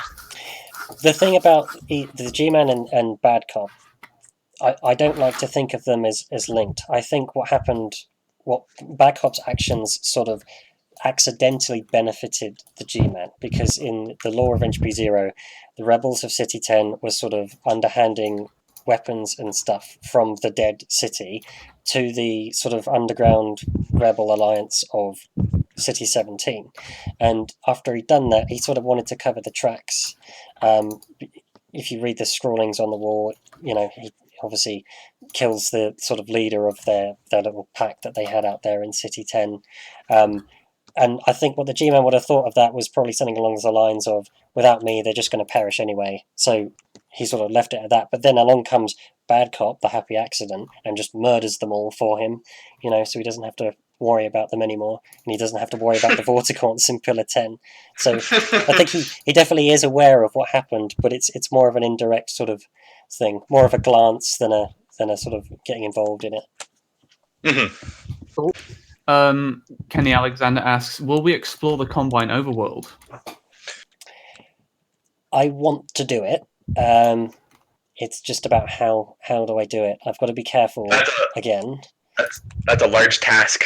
Yeah, I mean, I did something for the Combine overworld in my Half-Life 3 trailer, and that's sort of my vision, I guess. But we don't have anything from Mark really written that sort of explains what it's like. I could ask him. I do talk to Mark every now and then through email. But, I don't know. I'd love to do it. I just don't know how I'd pull it off. Maybe something at the end or something. I'll have to think about it. Awesome. I think if I pulled it off, I would probably make it as, like that whole eldritch geometry as possible. Yes, yeah. Personally. Well, the interesting thing about the Combine, if you imagine the race of like the slug thingies, the advisors, I always picture a world without floors because they don't need floors to walk on. They don't have legs. They're sort of floating. So exactly for a mortal, for like a human, there's just like, what would you do? You just plummet. There's, there wouldn't be any sort of ground to tread on. It would be completely alien. Well, it could be zero gravity, so you could just swing yourself around with a jetpack or something. There might be a floor needed for, say, whatever invasion force, like Striders. Striders have legs; they can't float. Yeah, that's very true. Yeah, that's very true. I thought of, I thought of all things when I designed the for the Half-Life 3 trailer. I did when I did the Overworld. Then obviously we didn't know then that the Combine had this Dyson sphere thing going on. So obviously I could take that into account. Then there probably would be something for us to walk on. There'd be something there for us to walk on, definitely. Cool. Got another question from 9seed. Were the rebels in City 10 aware of the Vortigaunts in Pillar 10? Yep. They were completely aware, and in older builds, I think there was some sort of graffiti on the wall that basically said, "Leave the Vorts alone. They're doing some stuff." It's still in the present version. Is it still there? I can't remember. Yeah, it's still there. They're like, leave them alone. Essentially, what the Vorts were doing, the way that I've written it is, there's the core that the Combine are using in the Pillar 10 Citadel. Is like an older version of the Citadel that you see in City 17, and it uses a different power source called the Continode. And what that essentially does is uses stasis fields to contain itself. And it's the idea behind the Vorts wanting to use that technology is it's the same kind of stasis fields that the G-Man uses to sort of put Gordon, to separate him from his current timeline and stuff like that. That's why the Vorts were interested in it, because they wanted to be able to utilize that. And I think they were successful because we know what happens at the end of Half-Life 2. Obviously, we see them intervene. They rescue Gordon and they rescue Alex from the top of the Citadel. So I think my sort of thinking there, and when I was writing, is where did these Vorts come from? What makes them so different to all the other Vortigaunts that we've met? And I sort of writ them in to the story like that. That's very cool. I didn't know that. You should have this info available, because even without anyone asking that as a question, nobody would know that. No, I've got it all in my notes. I need to put it all on the wiki, I think. I mean, maybe you could allude to that, because obviously I had no idea of what the Vorts were doing there. Maybe it could be included in EZA somewhere, a throwback to the previous game that explains why the Vorts were there in the first place. Just as like a little optional. It's a good idea. I think I need to do it. I didn't do a good enough job of explaining it, but I think that was the limitation I had there. I didn't have a voice for Bad Cop. I didn't have, other things like that. So, yeah, it's a good idea. I think regarding story, because from what I know currently is that the Combine don't know why in the northern region, like the zombies or biotics have been altered, like something has just altered them. They don't know why. My thought was because the mountain, the way you've promoted Easy A is you've used that one map from your Half-Life 3 fan trailer. Yes, yeah. Which is the mountain, which is what I think the mountain that you see in Easy 1 as well. Yeah. So my thought was, this northern, like Pillar 10 was somehow connected to the northern region, like something's connected to the northern region to Pillar 10, which has caused the zombies and whatever to be. That was a thing for the old draft too. That was, yeah. So essentially, basically we had the Entropy Zero event, which is what occurred at the end of Entropy Zero, and of course, Bad Cop got stuck in the stasis field. That's kind of what saved him. In between Entropy Zero and at the end of Entropy Zero, and sort of like when you wake up in Nova Prospect, at the end of the mod, what happened there was the Combine obviously would have detected a massive power surge or something from City 10, and that would have finally gotten their attention. And I think they probably would have sent over some advisors to have a look. What was going to happen in the original draft, as Max was saying, when the Quantum core sort of exploded, it altered all of the biotics that were underneath City 10. That was the original sort of thing, and sort of empowered them, I think, and sort of merged their head crab sort of consciousness with their actual physical bodies, so that they could exist without the head crabs on them, and they were all sort of like glowing and stuff. It was kind of creepy. The old draft was crazy. Yeah, it was pretty crazy. Especially with the whole, like, how City 10 itself kind of would have had, like, these weird stasis areas.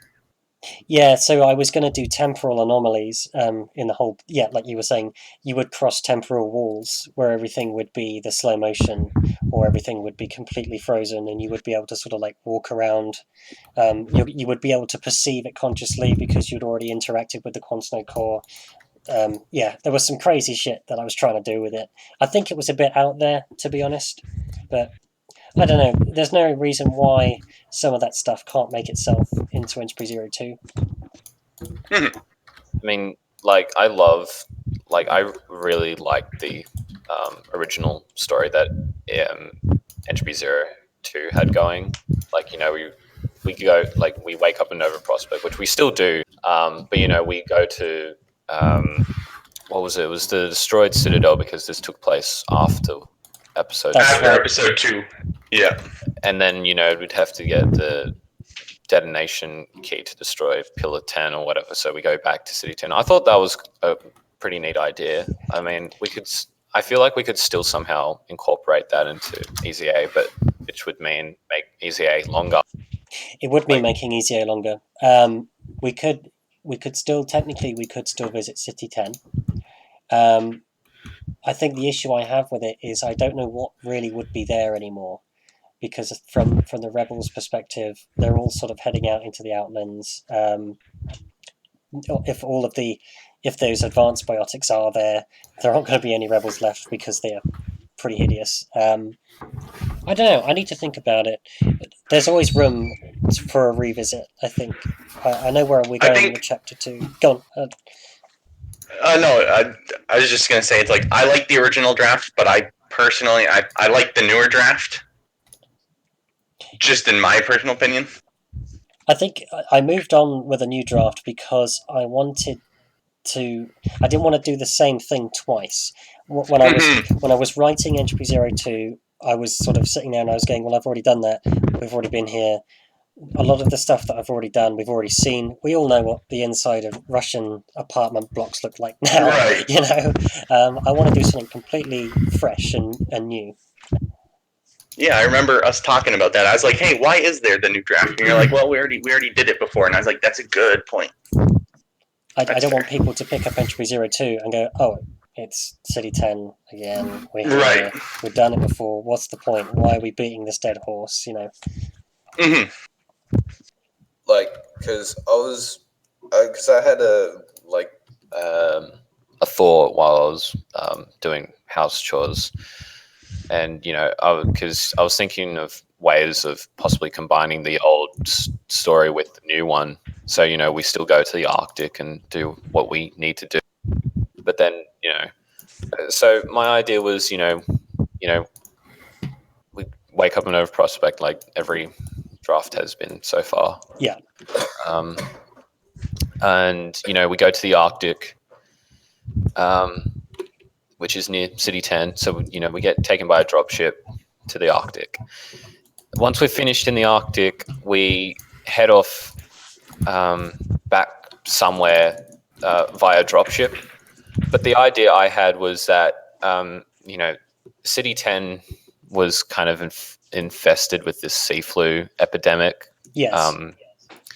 So my idea was that the sea flu got modified to heavily affect synth related stuff. So the dropship would be flying over City 10, and I then see. And maybe become sort of affected by the sea flu. Yeah.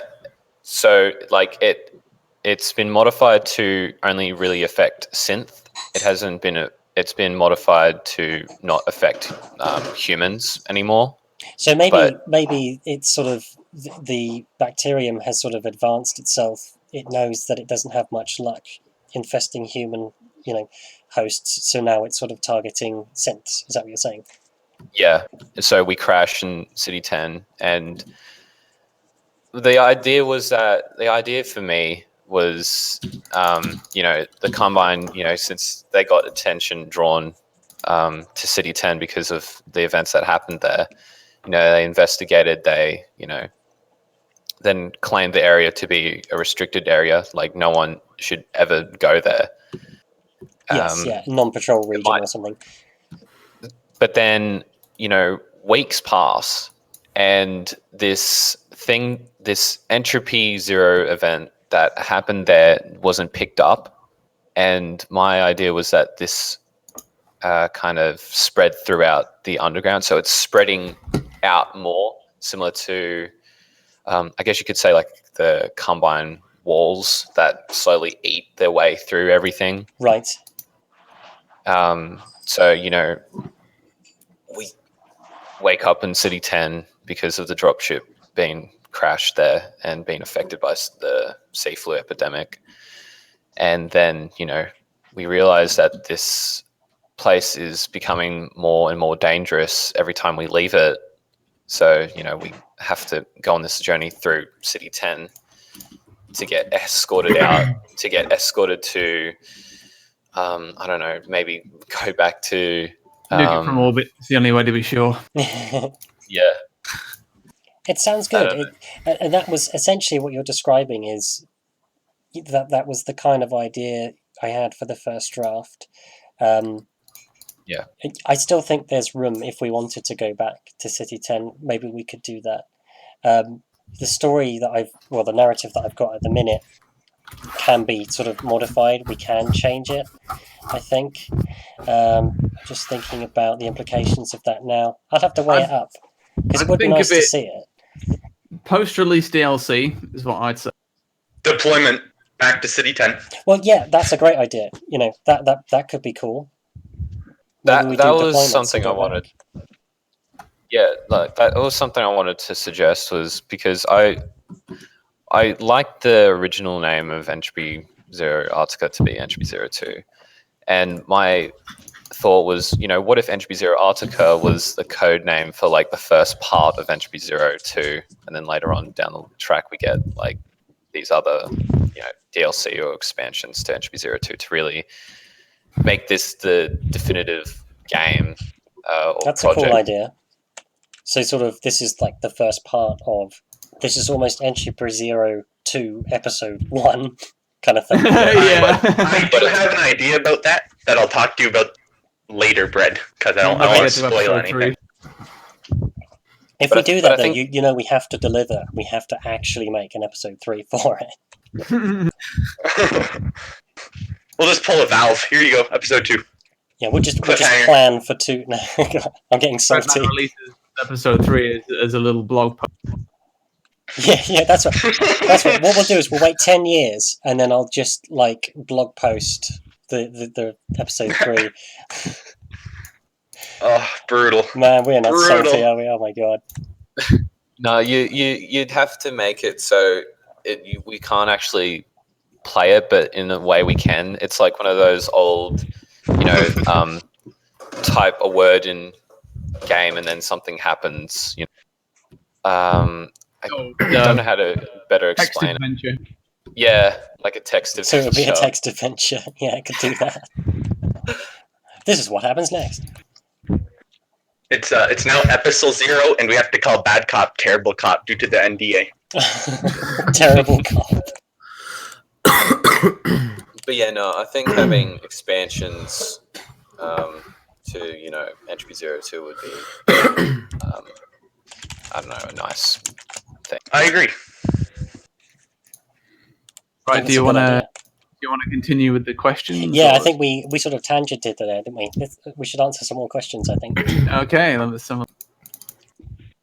Okay, I'm gonna butcher your name again. Andrei Zakowski asks, "Is the Ghost Hunt reference? I'm assuming in the first game. Was it only a reference, or does it have some backstory?"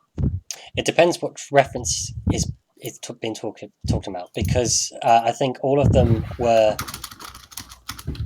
Well, for example, the doll with the ghost, the ghost girl or whatever, the doll, that was just a stupid little thing that I put in a kind of a nod to Ghost Hunt. But the voices that you're hearing in Chapter 3, they're very much a part of the sort of the lore that I've written for Bad Cop. It's deliberately ambiguous. We don't know, it's not sort of made clear if you're hearing ghosts or if you're hearing sort of audible hallucinations. I think it was really cool, actually, because when I released Entropy 0, originally they weren't there, and I put them in on an update and scared the absolute shit out of some players, which was great. Yeah, I remember not hearing them when I first played the game, and then I played it again recently because I think some people mentioned some extra stuff that I don't remember, and then I played it, I was like, oh. Yeah, it's really good. Made a couple of people question their sanity, and that was the intention, really, to fully immerse you. So, yeah. Is it going to be explored more in Entropy 02? Because it was only kind of nodded to in Entropy 01 that was something that was happening to Bad Cop. Yeah, so I really want to look at the idea that so Bad Cop basically in Entropy 02 has been, he keeps his faculties, as the Combine worded it in the writing.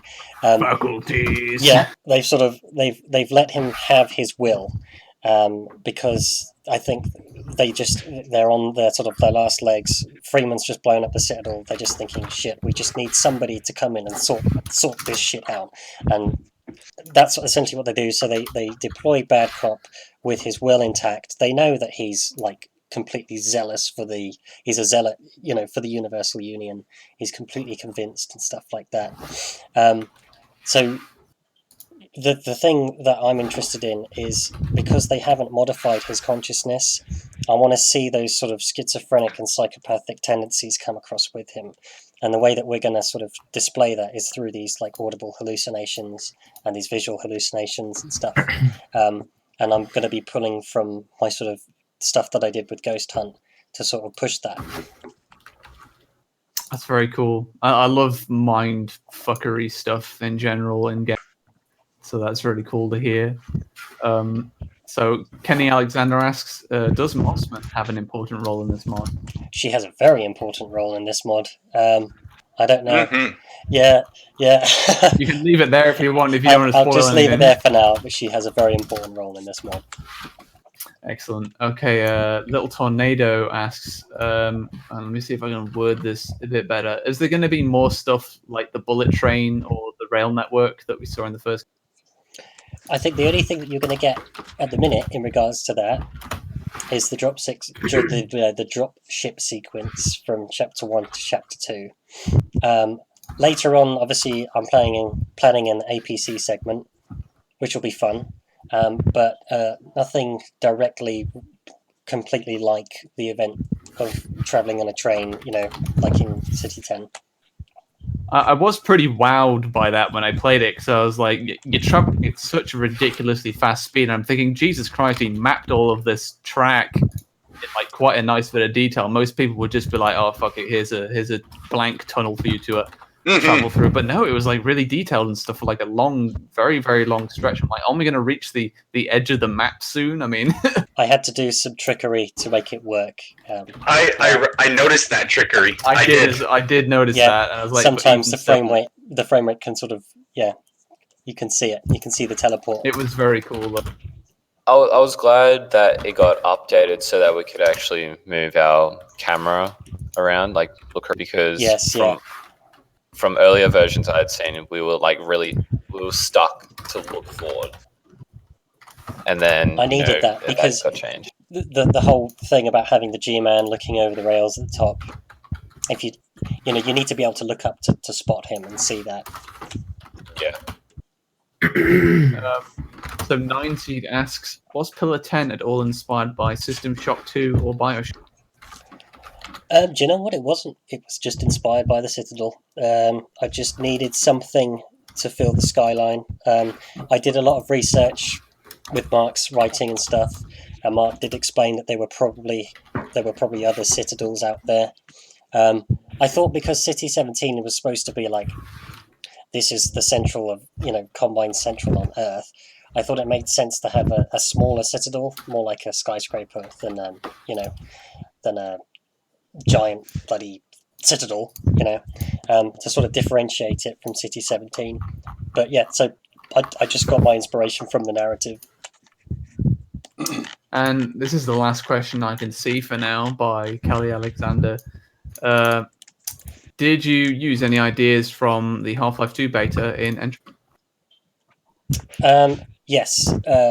We say ideas. Obviously, Bad Cop's original voice is from the beta, and that was a happy accident again. I thought I'd just try that out, and I thought it fit. In terms of ideas, it's more again on sort of like a writing level. I really like the darker sort of side of the beta.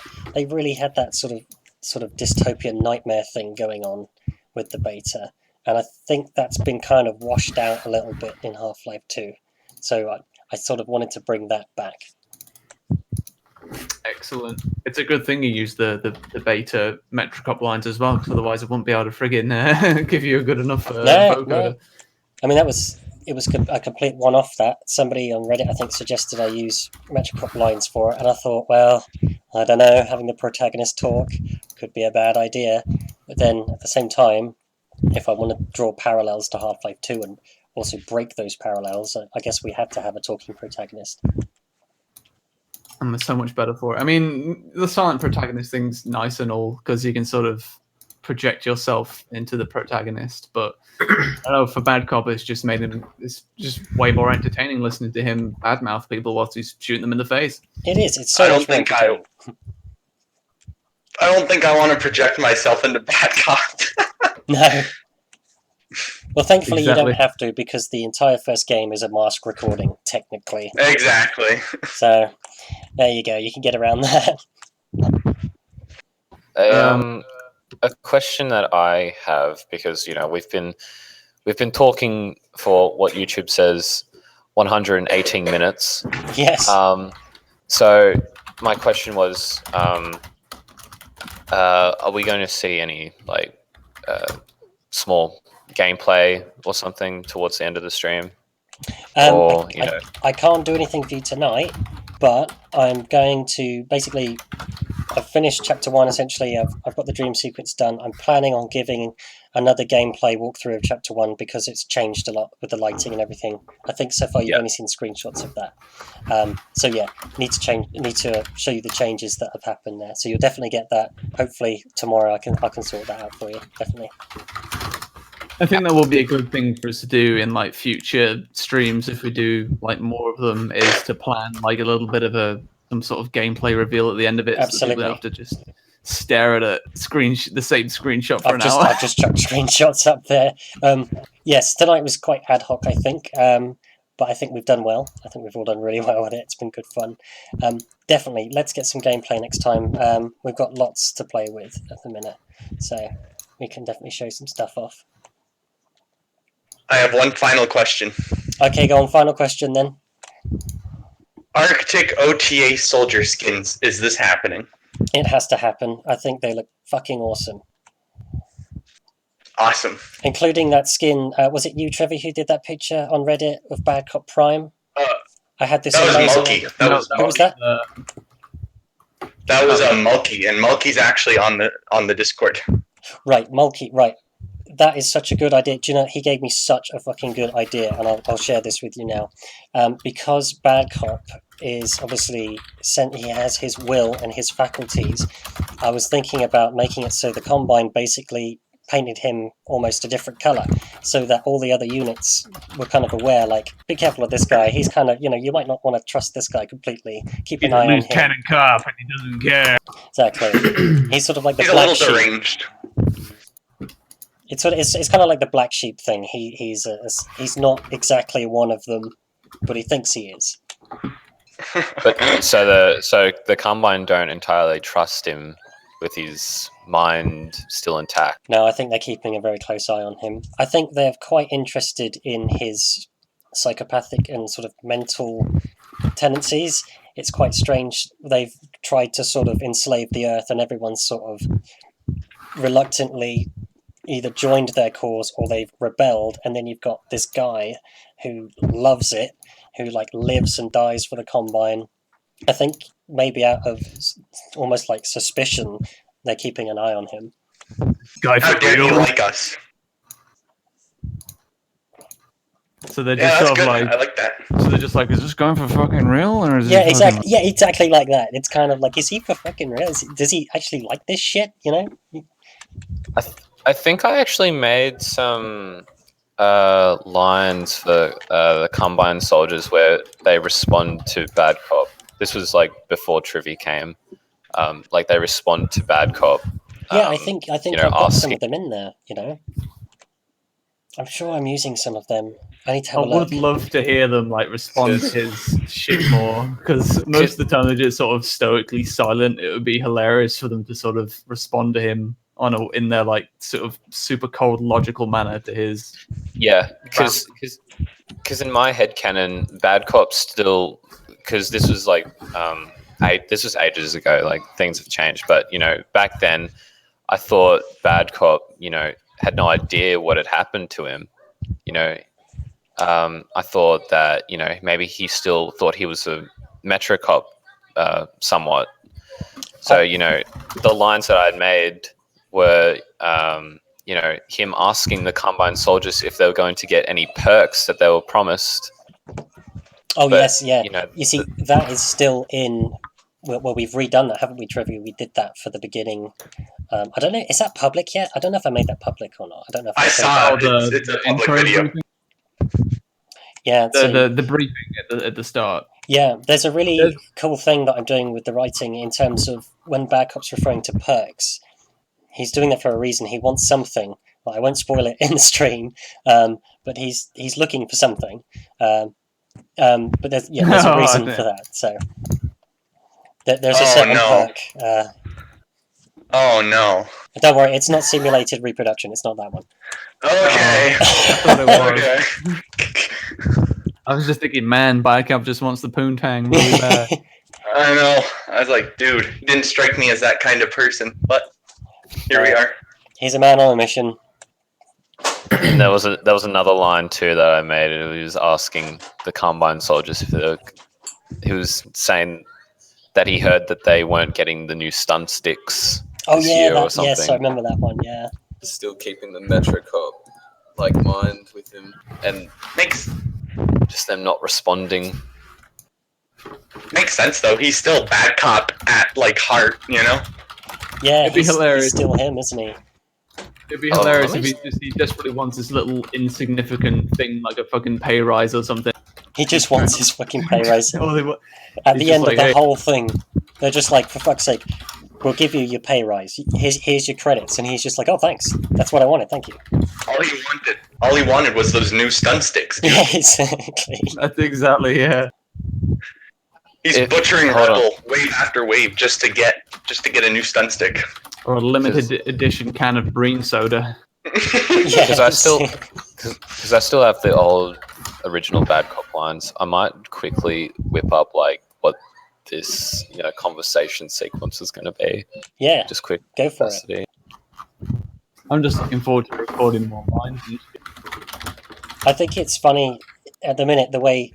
So throughout all of Chapter 1, he's making these comments. He's basically just like ripping the shit out of the Combine soldiers that are with him, and they, like you said, Trivy, they just sort of just stand there and look at him, and it's like, is anyone there behind the mask? Is anyone, or are they just tolerating him? They're just sort of like, oh, this fucking guy.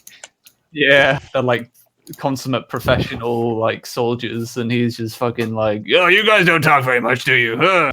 That's literally what he says, when he's asking them about who let the bugs in and stuff like that. And they just don't say anything. And he's like, oh, you don't talk very much, do you? Must be the lack of faculties. Yeah, I can just see him like waving his hand in front of their mask going, hello! Yeah, exactly. Is anyone in there, He's just he just doesn't give a fuck. He's so just carefree. He's such a lovable character. It's weird. He is growing on me. Yeah, definitely. It's very strange. Funny guy. Okay. Is there anything else for us to discuss? I mean, holy shit, Well, for like 2 hours. Well, I'm quickly whipping up this thing, so I guess we could show that on stream, possibly.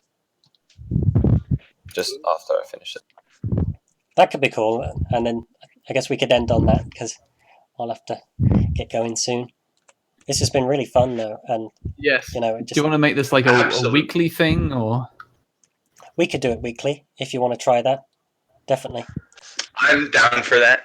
Yeah. I suppose whilst we wait, I could share because I've got all the unvocoded stuff for when I was recording Bad Cop, so I could put up what Bad Cop sounds like without his vocoder, and you could play that. Yeah, that's really cool. You could do that, because I've wondered what it sounds like without it as well. Using these sound files. Find one. I've heard it before, and it sounds like his voice is in suffering.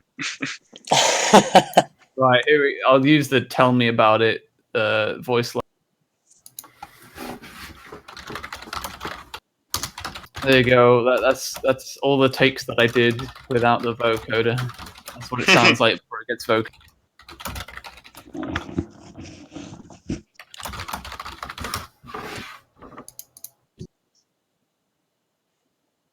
Sounds terrible.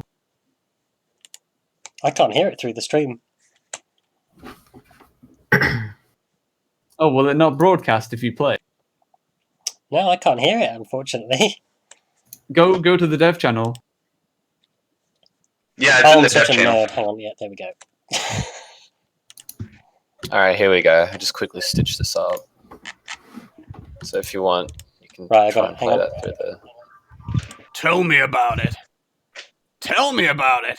I think this was a successful Tell me about it. thing we did. Tell me about it. I love it. That's hilarious. Right, let's listen to your CW3D. Hang on. So this is the Bad Cop conversation, yeah? Yeah. So, you getting the perks they promised you? Central Transport Stabilization Teams. What is ETA on that Sky drop? Well, I heard we aren't getting those new stun sticks this year. That's ridiculous.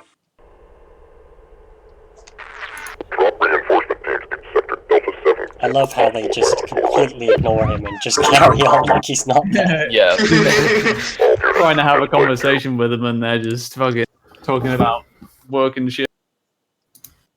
It's hilarious. It's so good. I think we should work stuff like that in, because they just... I guess that's how they would be, though. They're kind of like automatons, aren't they? So they would just be focused on whatever. So he's trying to have a casual conversation, and they're just like, they don't know how to respond because they don't have the faculties. Exactly, they've had them removed.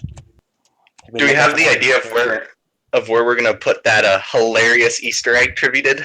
Oh my shit. god! I don't know where I've had a few ideas, but I just need to think about execution because it needs to go in. It's just too fucking good. It's funny. It's too so good. I'm bloody glad good. you think so. But I don't know where it would fit in. But it needs to get fit in Oh, somewhere. I've got to put it somewhere. It'd have to be like a super elaborate Easter egg. Like, I'm not sure if you've played the game Infra, but like throughout that game, Oh yeah, that's there's a like good a thing, idea. there's like a secret room right at the end that you need to have done like a whole bunch of shit throughout the game. to Oh, get I unlocked. remember that.